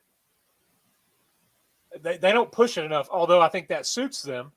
But when they play with tempo, yeah, like you guys are saying, and attack. When they're aggressive and attack. Stay aggressive, yep. And that's what I talked about. Fulkerson in the first half, he was so decisive in the moves that he made and direct, couple bounces into the basket. And I think that was the difference. That's the difference in the play that we saw from him in the first half and where he's been the last month. He's been overthinking it. Tiffany Fannin right there hits it. Overthinking.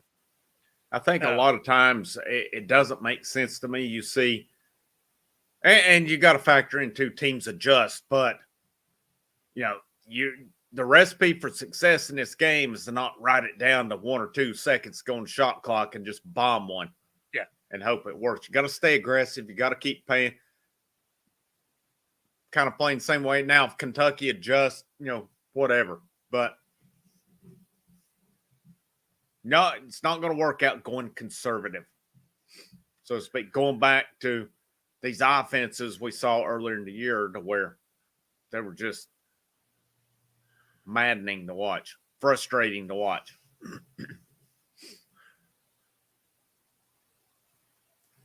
Wow, what a novel concept. Well, Daryl, I wonder why that may be, bud. Maybe because this is a Talkin VAWLS. Talkin VAWLS. Maybe because this is dedicated to Tennessee. I mean, I don't know, man.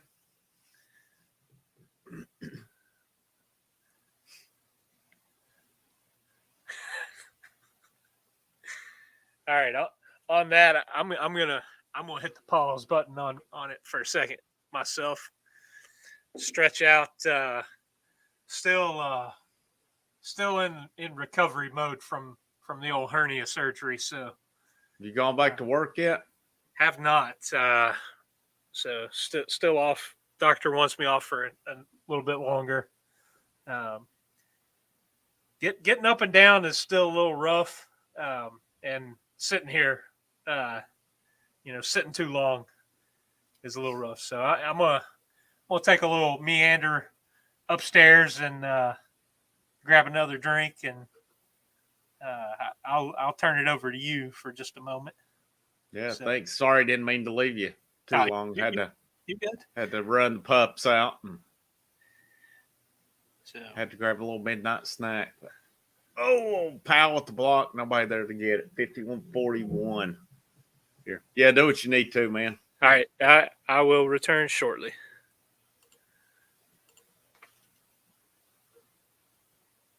Uh, 51-41. I'm at the 14-minute mark. Powell misses. Kentucky with the rebound going the other way. Got to try to avoid this. Good block by James. Ball out of bounds, Kentucky ball. This is kind of that point in the game where I feel Tennessee needs to avoid the storm. Right here, Kentucky's cut it to 10.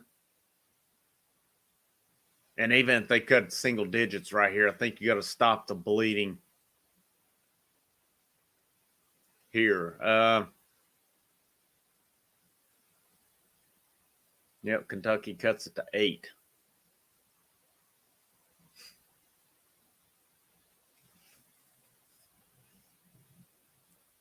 Debating what I think it's like. Kentucky's on a 9-0 run.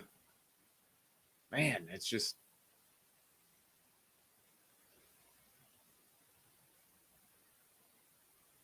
Tennessee's ice cold right now. They are ice cold. Trying to see if UT Sports, they don't have the second half stats pulled up right now, but I can't think it's too good.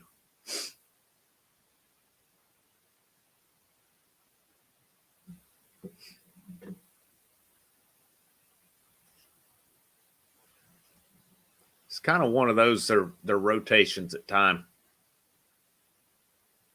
I'm not sure.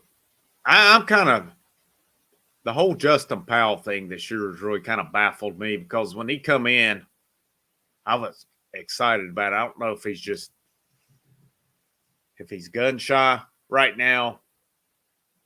I mean, there's times we've seen that shooting ability, and there's other times it's feel like, I don't know if he's hesitant to shoot. Chandler back in. That's a good move. Chandler Adu in. There you go, Ziegler. Good move. A lot more ball movement right there. That was the best that they have moved the ball this half, in my opinion. Nice little runner from ZZ.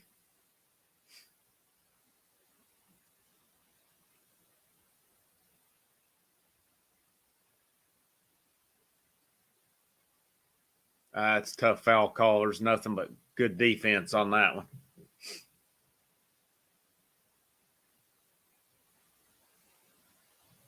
Where would this team be without Ziegler this year? Seems like he's the pulse of the team this year. Where would this team be without him? So many big games.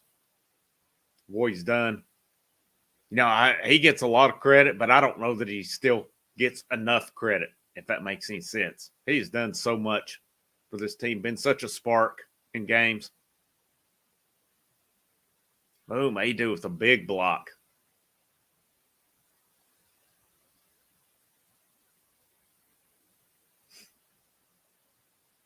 One thing about it, Barnes said it about Adu. He is the best rim protector on the team. We're seeing it.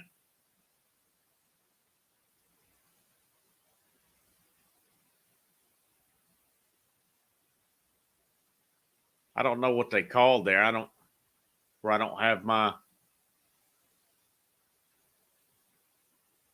Okay, I was going to say I was kind of confused on where I don't have my sound up. They tried to call a foul or what?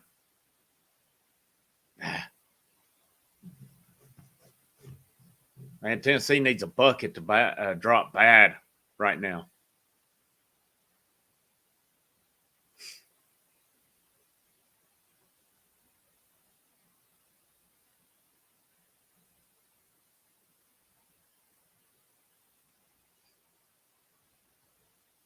Kentucky cuts it back to 8.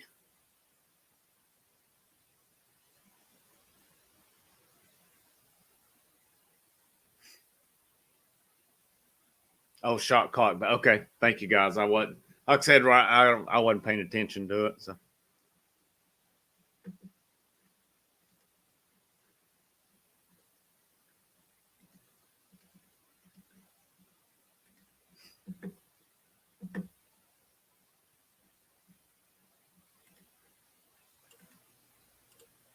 Second half stats right now. So far into the half, Kentucky shooting 46%, Tennessee 23%. Kentucky 1 of 2 from 3-point range. Tennessee 0 of 4. Kentucky's got 13 rebounds to Tennessee's 3 right now in this half. What a change in this half so far. Bench points 9 to 6. Kentucky does have 5 turnovers, so that's kind of kept them from getting closer than they have. Second chance points 6 to 0. So it's fast break points, Kentucky 5 to 1. Tennessee's got 4 blocks though, but Kentucky, outside of turnovers, that's what's preventing this from being a closer game than it is this half. Got to step it up. Those percentages are cringeworthy. 46% to 23, which Kentucky's not lights out, but that's still not a bad percentage either. Definitely respectable.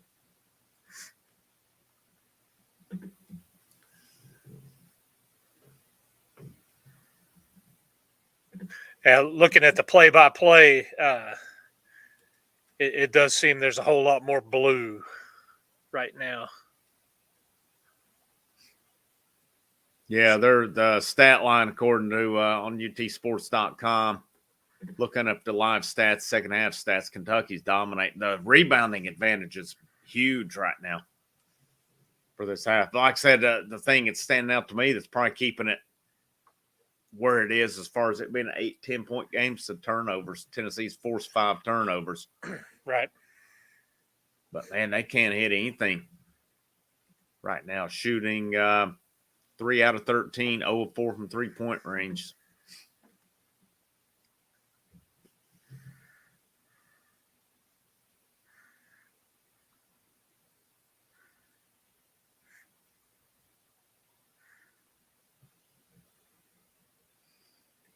Let's see what this team's. They got Arkansas coming up Saturday, 4 o'clock. Is that the one in Fayetteville or is that in Knoxville? That is in Fayetteville. Okay. Big sports weekend. We'll be live Saturday after the Arkansas game. Should be around 6 p.m. for that. Boogie and I will be live Sunday to wrap up the VAWLS baseball series.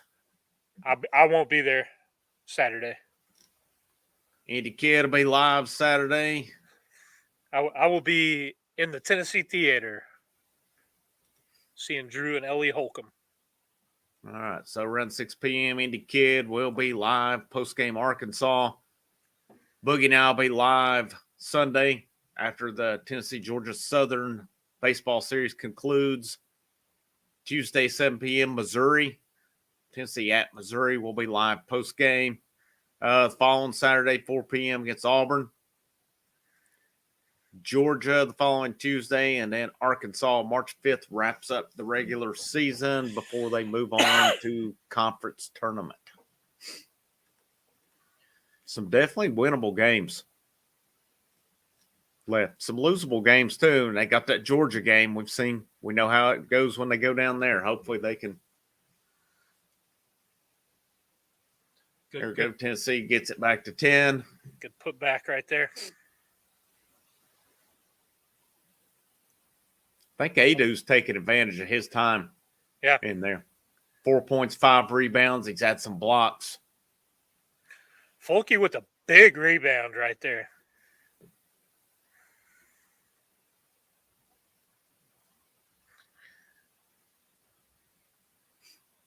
There you go. Run with it.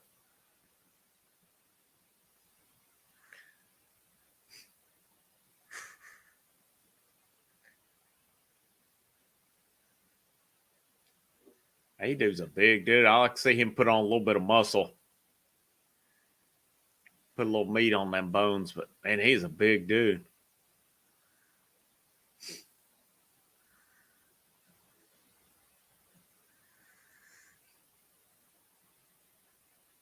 Oof.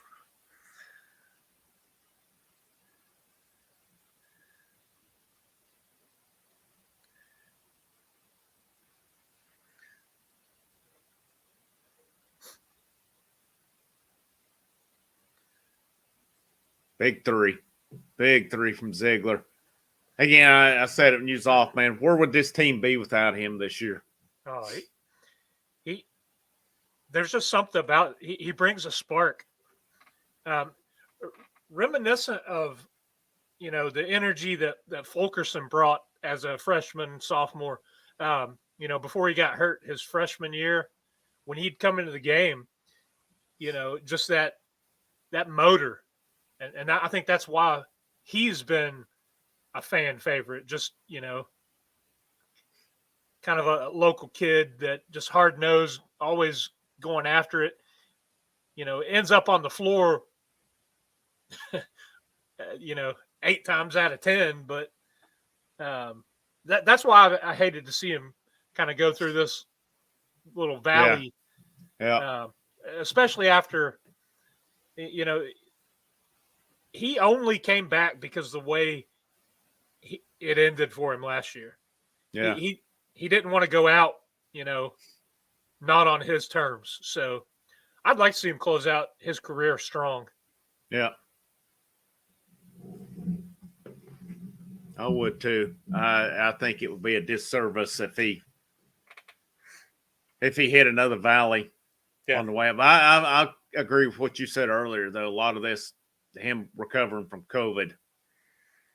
Yeah, I think he's trying to recover from it now. That was sloppy, and they got a foul out of that. That was another win over Big Blue would be a nice little feather in the cap to go out on. Yeah, this is something I wish that I agree with you on this, John. I pay for ESPN Plus. I've got a login on the other, but like with Peacock, I've got Peacock right now. I can watch any sports on NBC on Peacock. I don't have to have the specific package or anything. ESPN, I would like to see them get up to date with that a little bit. Where if you're buying ESPN Plus, you can get ESPN, ESPN2, or whatever. See, it used to not be like that. It changed in the last couple of years. Good defense right there. Tennessee back to a 15-point lead. Man, I love the aggressiveness. At this point. I love the aggressiveness. Taking the ball to the rim and inside the paint.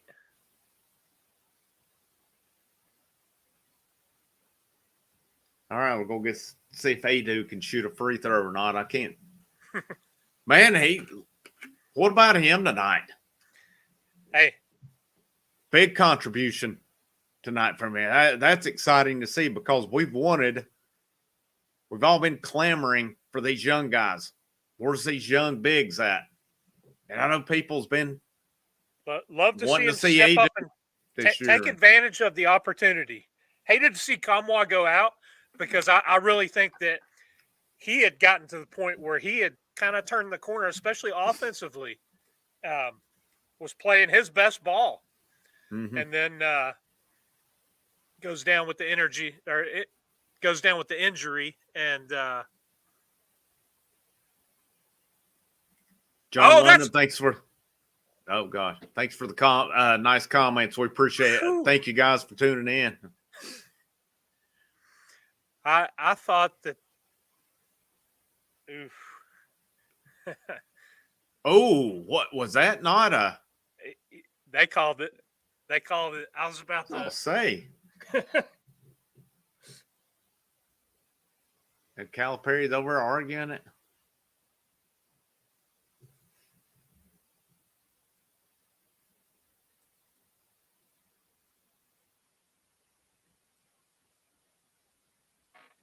Oh, finish.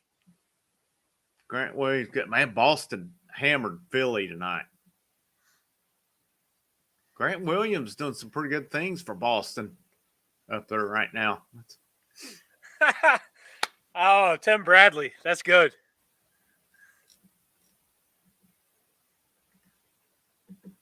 Aggressive Spud Webb. Orf Ziegler can dunk. I'd like to see it. Did you see when you saw them down there? Were they doing any dunking? No, I mean they were running pretty much a full court scrimmage, so that's why he was out there, because it was like they had an orange team and a white team, and that's just he was so fast. I mean, he was and just dribbling around guys, and that's what caught my eye. And I can't remember if I texted you guys or if I just came back and I was telling you.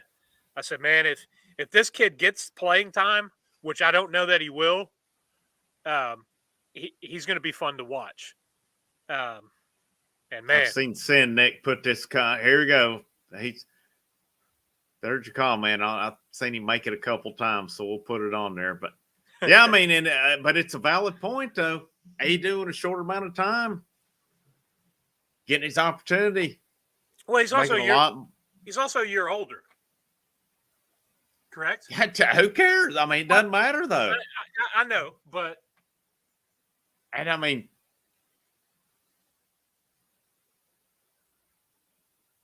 I don't know. Huntley Hatfield's been out there all year. Adu hasn't. Right. But he came in and missed a lot of practice time and all that with mono or whatever it was, and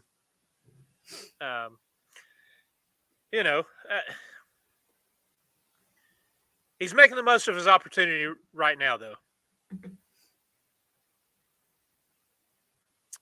Wayne said, Adu, I thought it was DeBonge or that reclassified. No, it was Tamba. Tamba? Yeah. From one of the Knox, was it Catholic? Yeah, Knox Catholic, I believe. Ziegler's a reclassified. Yeah. So I mean, that's we can say, well, Huntley Hatfield should still be in high school. This and that. So should Ziegler. Can you imagine him playing in high school right now, though? Yeah. He's Huntley Hatfield's a man child. He is. He's got the frame. I think he's worth watching. I mean, I've seen rumors he may try to go to the G League or hopefully he'll stick around. But I mean, it's exciting, the potential when you look at what this team will lose to what they could still have coming next year. I've said it before a couple times. I still think this team's best ball may be down the line a little bit. Could be. Now, I mean, especially I just don't see Chandler coming back. I mean, maybe he does, but if he plays like he does tonight and he keeps building on that moving forward, his stock's going to start going back up. And if a guy's guaranteed first rounder, you can never blame them for going and taking that guaranteed money on it. Sometimes being a second round pick and making it work could work out better because you can get a bigger contract sooner. But, how often does that happen? Also. Yeah, I mean, I still will be shocked if Chandler is back next year. I'd love to see it. I hope he does, but I'll be surprised. I mean, especially if you had everybody come back, you had Edwards. Let's say that, obviously Fulkerson's gone. Let's say Bailey doesn't come back. Maybe you go to the portal and get a guy. Even if Tennessee loses some people other than Fulkerson, and let's say Chandler leaves, let's say Bailey doesn't come back, that he just go ahead and starts, I still think you might see him hit portal. I mean, it's a new age now. Yeah. How many are committed in this class? Is it just B.J. Edwards? Yeah, so far. So there's potentially room, and then you're talking – it depends. It depends on how things shake out. We saw Tennessee was hit hard this past offseason with roster movement. And, Barnes did quite a bit to kind of construct this team, get some guys to reclassify.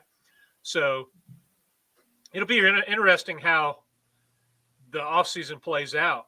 But I'm more interested in how this next 7 minutes and change is going to play out. Yeah. Man, they've missed a couple good. They've had a couple good mid-range looks. Good block right there. That's an over the back too, was it not? Looked like it.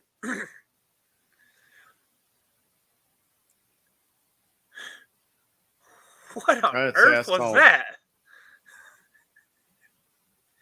I feel that Vescovi or Vesca, I feel he declares just to test his water. I think you'll see some guys. I could see him and James both declaring not hiring an agent.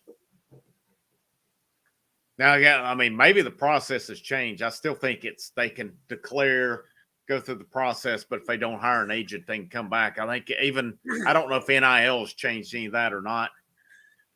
Well, is it? I don't know that it's necessarily called declaring. I think they submit to be evaluated. Well, I mean, it's declaring for the draft with the intent that, they can return. Right. So, I mean, they submit all their stuff. They can go through the process and, they can get their feedback on it and then make a decision from there. You look at the guys last year. Look at Springer and Keon Johnson. And we've talked about it before. It's all based on potential and your ceiling and what you could be in the NBA. Yeah, so, Keon got traded last week. Yeah, got him out of the Clippers, thank goodness. Which Portland's not much better, but I don't much care for Portland either, but definitely would rather him be there than the Clippers. Now, I think Springer, last I heard, is in the G League, but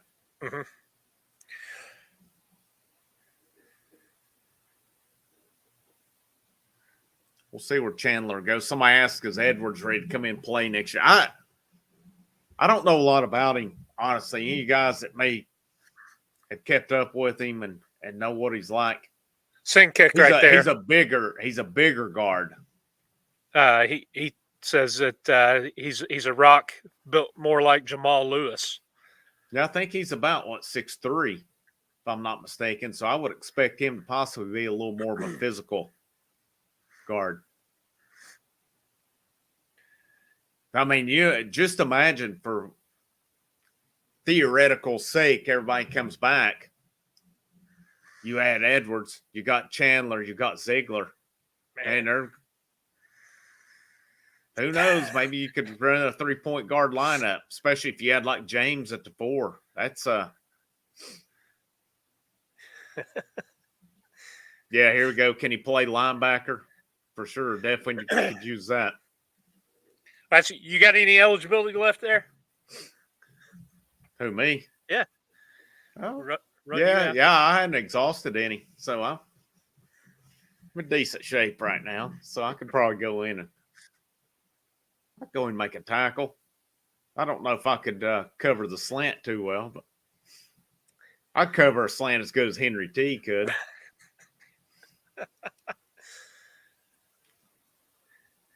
Yeah, that's a good question there, Tilly. Where is our friend Bluegrass Media? Bluegrass Media. Maybe the guy who got confused and thought this was Talking Cats got the rude awakening that this is full of VAWLS fans. I mean, what a novel concept, you know?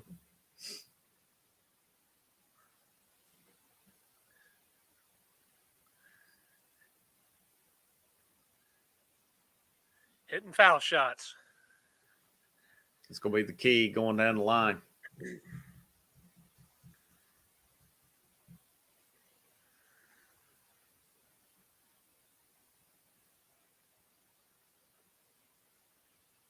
Hold on here. This will be a big win for Tennessee and then continue to build on that. Still think they're going to have their hands full Saturday. Yeah, Musselman's got the Hogs playing pretty good. So, and you said it's at Fayetteville? Yeah. Wayne, I'm not a bum athlete, but I'm still in pretty good shape for my age. I didn't play sports back in school because I either stayed in trouble or didn't make the grades. So just an FYI. I'm not saying I was the greatest athlete in the world back in the day, but not a bum athlete either. I'm not 4'4" Henry T speed, but I think I'm about to give up the ghost with softball. Are you? Yeah, got too much going on with all the kids playing now. Helping coach my oldest team, and then my middle, she's on a travel team, and my boy started playing coach pitch baseball last spring. So, oh, nice. It'll definitely. I think I'll tell them to put me on the roster, but don't expect me. Oof. Oh, that was a walk. Oh,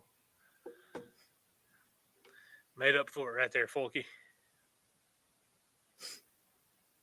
I'm glad I'm not listening to it, JJ Banks. I'm sure they are making every excuse in the book for Kentucky being down almost 20 points.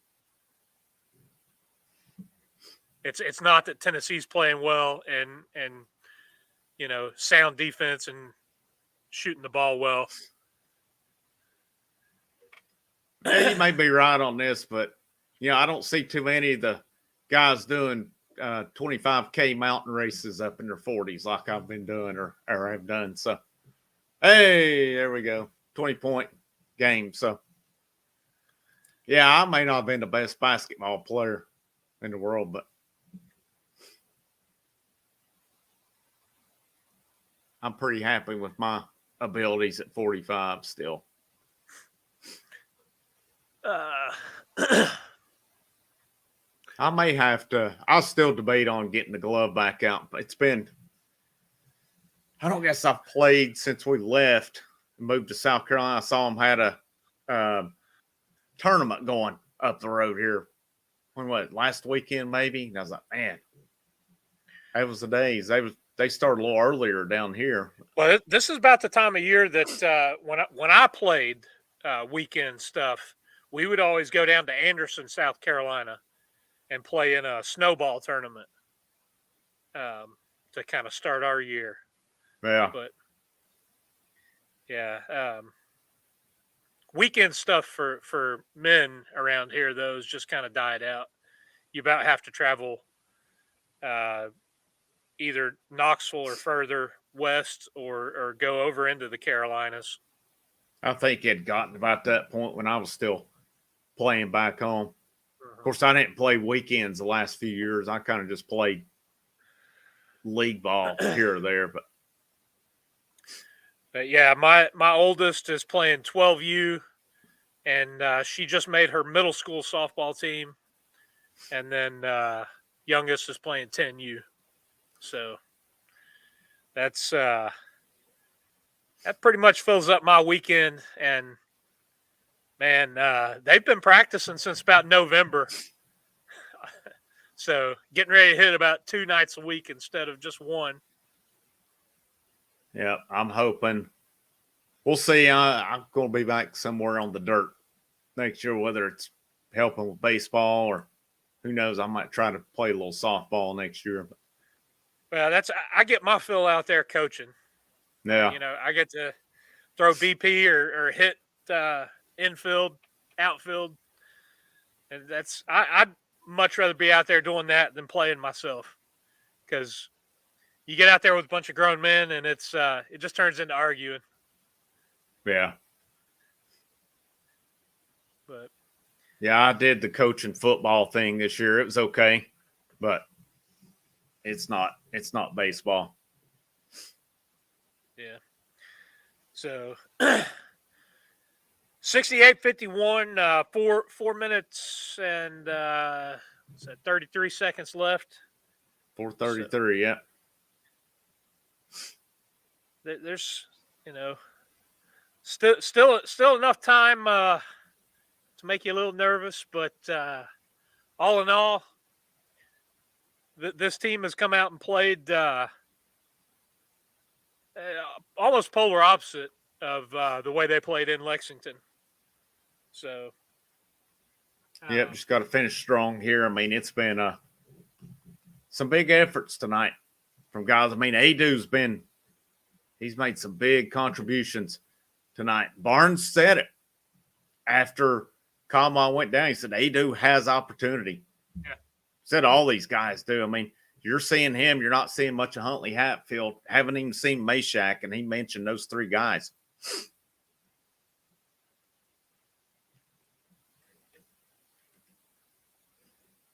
I'll tell you a big difference tonight. You look at the guys on the court right now.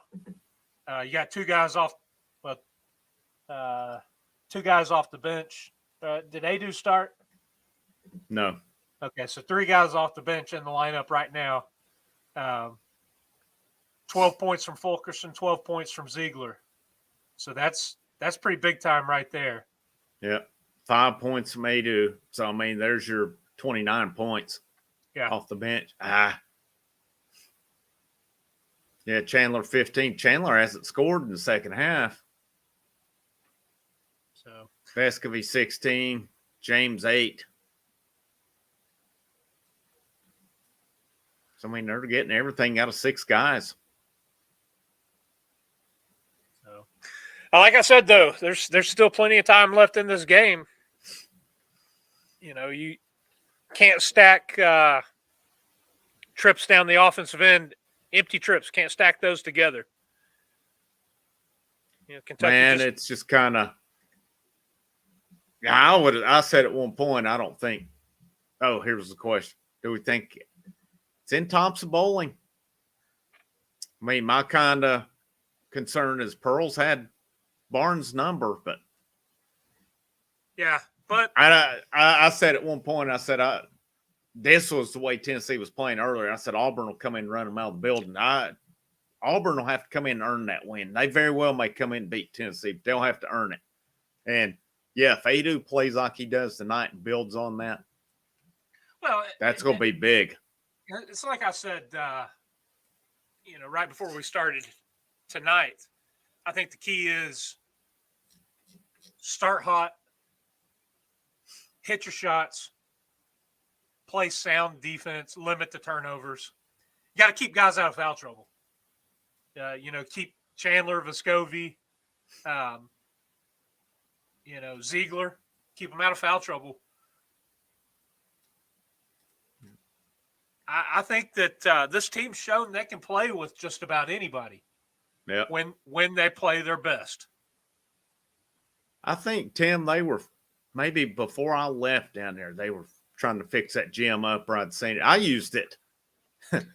I took that old gym and turned it into my little baseball when it was come spring and it rained every freaking day and we couldn't get on the field. I took that little gym and turned it into a little baseball facility as much as possible. Good old RCS. I'd like to get in and catch one of their baseball games. Some of the fourth grade kids I had are playing there this year.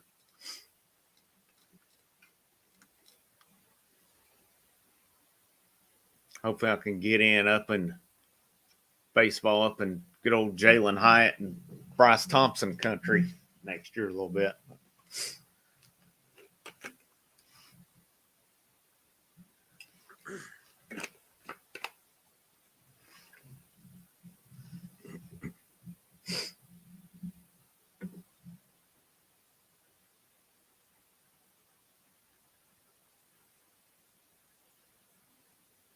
Man, if this team beats Kentucky, if they could somehow go to Fayetteville and win Saturday, they're going to be knocking on the door of that top 10.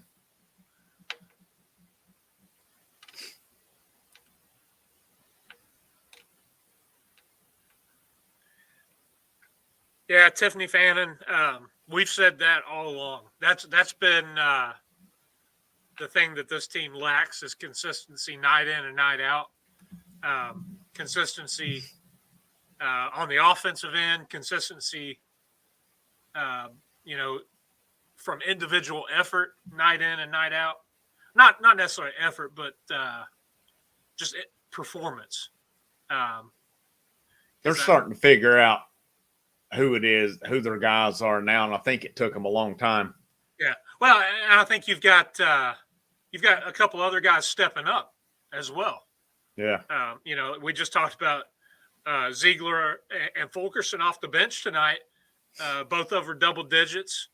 Man, that's contributing right there. Yep. Yeah, and I mean it's like Sinnick said, Chandler hasn't even scored here in the second half. He had a big first half, but nothing here. Well, and the other point, they played a lot of the first half without Josiah Jordan-James. And to be able to sustain the lead that they'd built up, they figured some stuff out, I believe. Kentucky starts getting some of those at the basket goals. You're going to see Adu come back in soon. Fulkerson gets clobbered again. Lee, man, he's been on the floor all night tonight.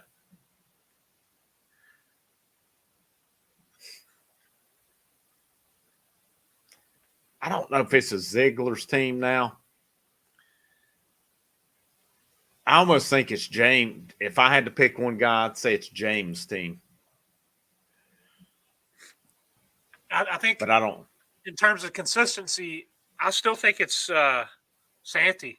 Vescovi is the guy that brings it, and you can count on. Chandler, he's kind of, one night he's there for you. One night he's kind of making some freshman mistakes and in foul trouble and having to sit. But Vescovi, even on an off night, you look up and he's got 18 or 20 points. Tucker White, $94, $5. Thank you very much, Tucker. Let's keep the lead around 14-plus points. I need this. After rising pitchers and catchers were supposed to report to spring training today. Well, the good thing is that sucks, but the good thing is baseball's Diamond VAWLS 3 days away. Can't stress it enough, guys, if you've not watched college baseball, especially with the MLB lockout going on. Check it out, man. It's fun. I watched more college baseball last year than I probably have in almost my whole life, just having that ESPN Plus, and it was a lot of fun. I enjoyed it. Totally changed and I love Major League Baseball too, but college games, Well, a lot of fun to watch. When I was in school in Knoxville, I helped out with marketing, and I was there every home game. So be there a whole weekend series, midweek games, and it was that was back Delmonico days. Saw Chris Burke, Hochaver, some of those guys. Yeah, Man, Delmonico had some decent teams. It was a lot of fun, and like you said, college baseball is fun. You kind of like to see this right here. 2 minutes left in this game, and Vescovi is all over. I think it was Chandler because he kind of left him on an island to throw up that ugly shot right there.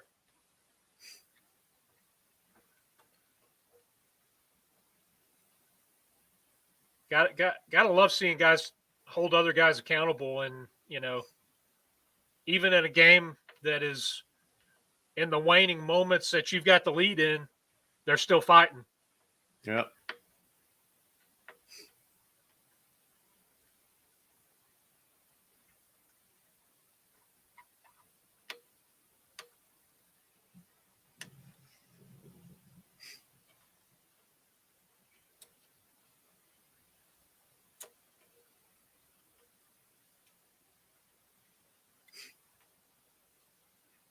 Yeah, surely the fans won't storm the court tonight. I mean, Tennessee's beat Kentucky.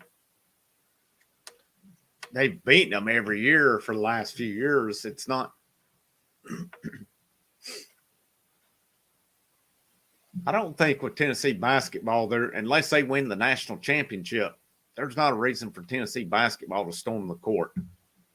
I mean, they're pretty much for the most part, a perennial tournament team right now.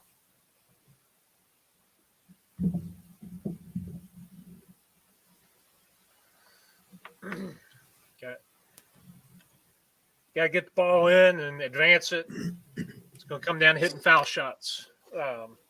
13-point lead, 147 to go. Tennessee takes a timeout. So looking over the rundown of free throws tonight, Tennessee is 16 of 18. So that's a big change because we've seen games where this team's not shot more than 10 free throws. So that speaks a little bit to the aggressiveness that they've played with, and they're hitting their foul shots.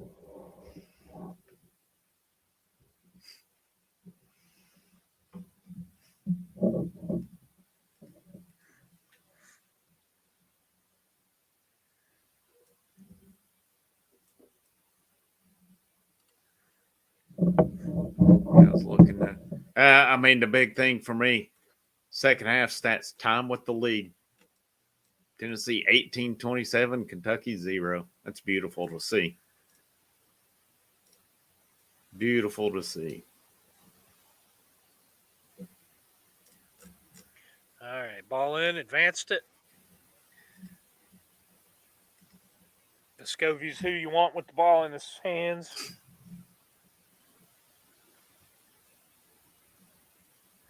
There you go. Good movement. Good point there, Xavier Sanders. Both Kentucky and LSU, the first go around, and both away from Thompson Bowling, didn't turn out very well, but did get the payback on the flip side. I think, like you said, Indy Kid, I think games, neutral site games or games away from Thompson Bowling, I think is going to be a key, especially moving forward with Comwile, the lineup, and some of those younger guys getting more action. It's been bad. I mean, they've mainly gone with, for the most part, 6 guys have done everything. I mean, you saw a little bit of Powell, a little bit of Bailey, a little bit of Huntley Hatfield, but it's mainly been Yeah. Vescovy, James, Adu, Ziegler, and Fulkerson. Yeah, Uros hasn't played a whole lot. Of course, apparently he was hurt. I guess maybe before the game switched over after the Duke and Wake Forest game. Yeah, this is just not a Euros game, though. I don't think. No, I just don't. He's not. I mean, he is what he is. There's games, a more physical game. That's his kind of game. I don't know. I don't really view Kentucky as that physical of a team. Now, maybe I'm wrong on that. I mean, they're. I think they're stronger inside than we are on paper. But I think the guys. I think the team as a whole took the loss in Lexington and the fact that Kentucky shot the lights out a little personal, and I think they've been more active with their hands defensively, and they've crashed the boards. That's been something that surprised me. Yeah, Tiffany, good day. United, I saw United won. Didn't get to watch them today. They've been about like Tennessee basketball. Been a little frustrating to watch at times, but good for them to get a win today. It's not VAWLS going to finish this thing out 75-59, 45 seconds to go. Powell with a careless turnover. I mean, it's times again. Why can't these guys get playing time? It's stuff like that. Just lazy, careless turnovers.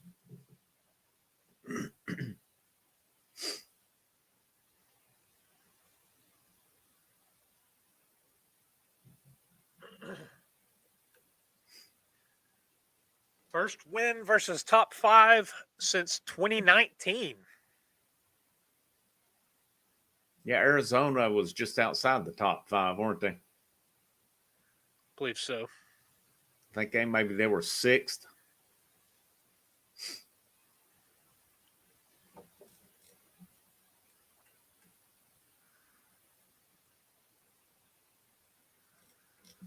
Man, that's going to make, 8 in a row in conference for these guys? Getting ready to go to 19-6, 10-3 in conference?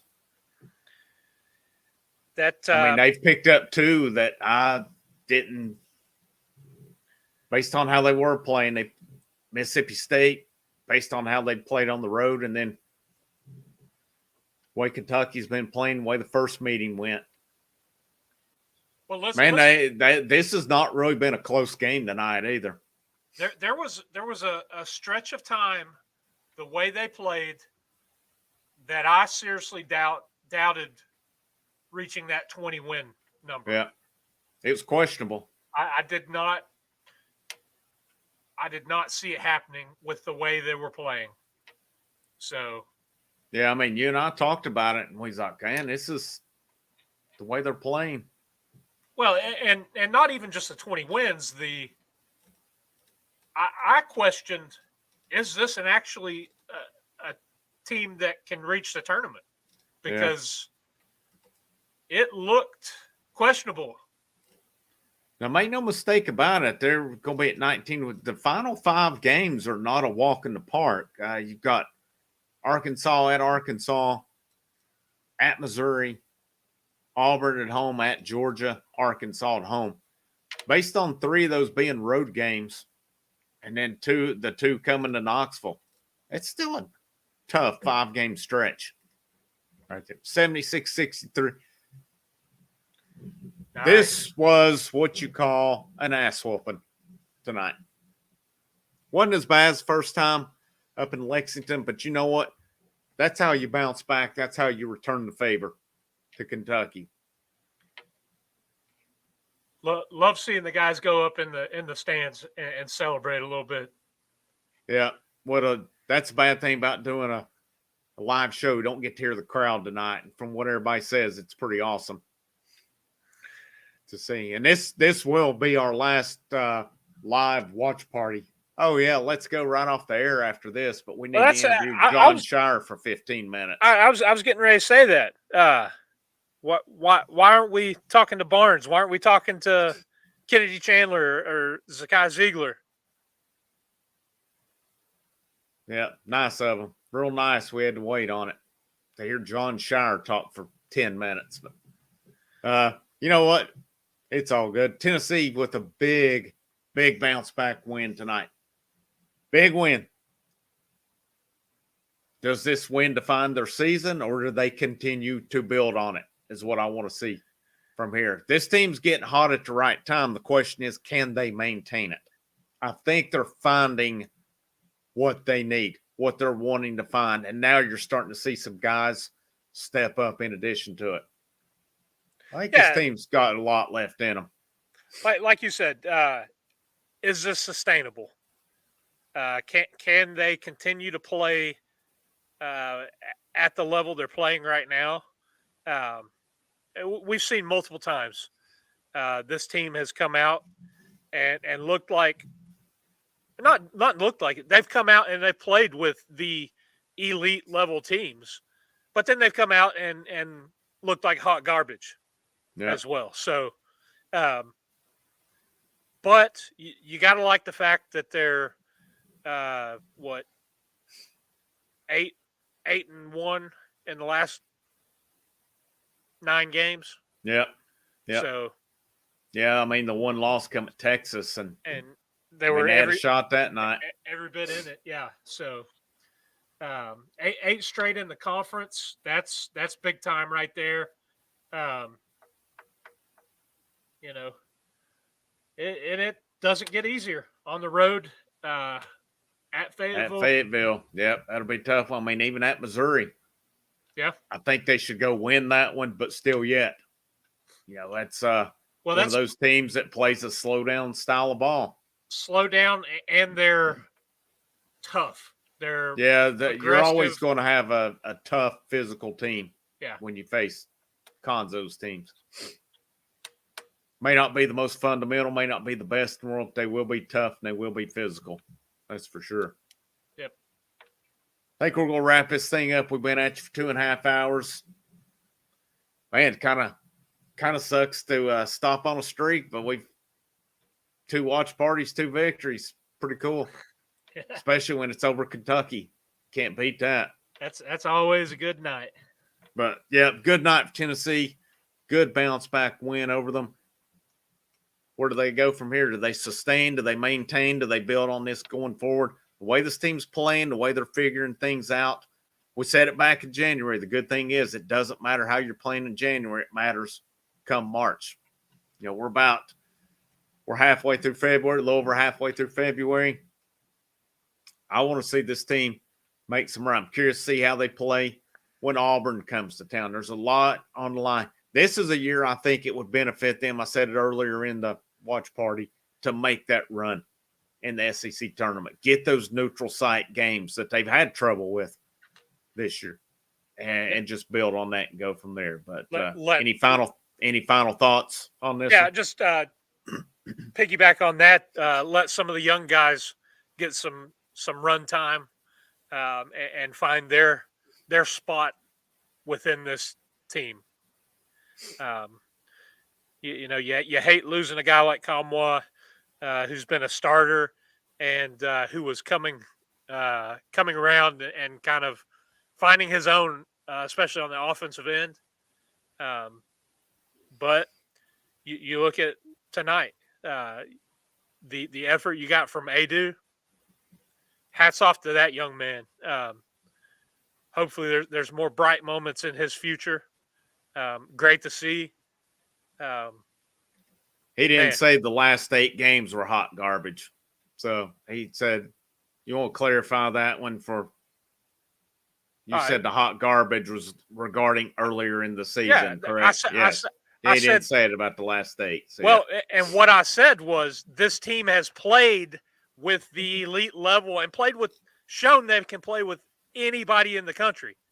But then they've also turned around and looked like hot garbage. Yep. So not a false statement Not there. necessarily during that 8. Yeah.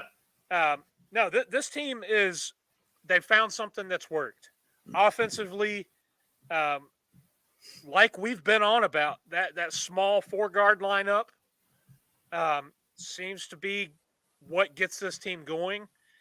And then defense that's good enough to allow that offense to, get a lead and get it done. Surprisingly, they went a little more with 2 bigs tonight than I expected. And foul trouble caused that, but they had some good luck with it because I really did not think that 2 bigs was going to be the way to go. Well, tonight. And tonight, I think the difference was the aggressiveness, the decisiveness. Made some really good passes to guys cutting to the basket. And then, Fulkerson looked a lot like Fulkerson from a couple years ago. He had in his mind, I'm making a move and going to the basket, and was able to finish. Let's see. I'll let you guys. Dustin Sellers for 5 solid team win. Kentucky. Glad to see full picture coming together. Yeah. Thank you, Dustin. Appreciate you. Appreciate you tuning in with us. Big win tonight, man. It's things are coming around for this team, and there was aggravation, there was frustration along the way, but I think they figured out what's working for them now. And again, I say it, guys, we were seeing Vescovy. We knew what we were getting out of him, but I mean, for a point in time, you didn't know if anybody else was really going to help him out or not. Now you're consistently seeing 4, 3, 4, and even at some points 5 guys in double figures. So it's starting to become more of a team effort. Now Vescovy's getting help now, where he was really the only consistent guy for a point in time. Yeah, and another point that I made earlier tonight was this team's lost 6 games. 5 of those losses to ranked teams. So this isn't a team that is bad. They have played bad at times. And that's all my hot garbage comment was, which it is hot garbage when you turn the ball over, 16 times a game, when you're shooting 20% from 3-point and still want to hit, jack up 25 shots when you've hit 3. And it's execution from the players, but a lot of that is the coaching. And we've addressed that before. But like Indy Kid said, it doesn't matter what happened in January. It doesn't matter what happened at the start of the season. The way this team is playing right now, the momentum they have, if they can carry that through, this 5-game stretch to close out the season, is going to be a tough one. You got some big-time games, but I think that the way that Rick Barnes likes to set his schedule up, this team's been challenged. This team's played tough games. Their out-of-conference or non-conference schedule was tough, and all that does is help you on the back end. Yeah, it'll pay off for them down the line. And, I mean, at some point or another, all 6 losses, all those teams have been ranked. I'm not sure on the up-to-date rankings, but they have all been in the top 25 at some point throughout the season. So, I mean, that's the thing of they've been in pretty much every game other than that Kentucky game. And LSU was a little, at times, lopsided, but they did make that one a game. But onward and upward, down to Fayetteville Saturday, 4 o'clock. I'll be live with you post-game. Boogie and I will be with you Sunday after Tennessee and Georgia Southern baseball. 3 days away. Can't wait for that one.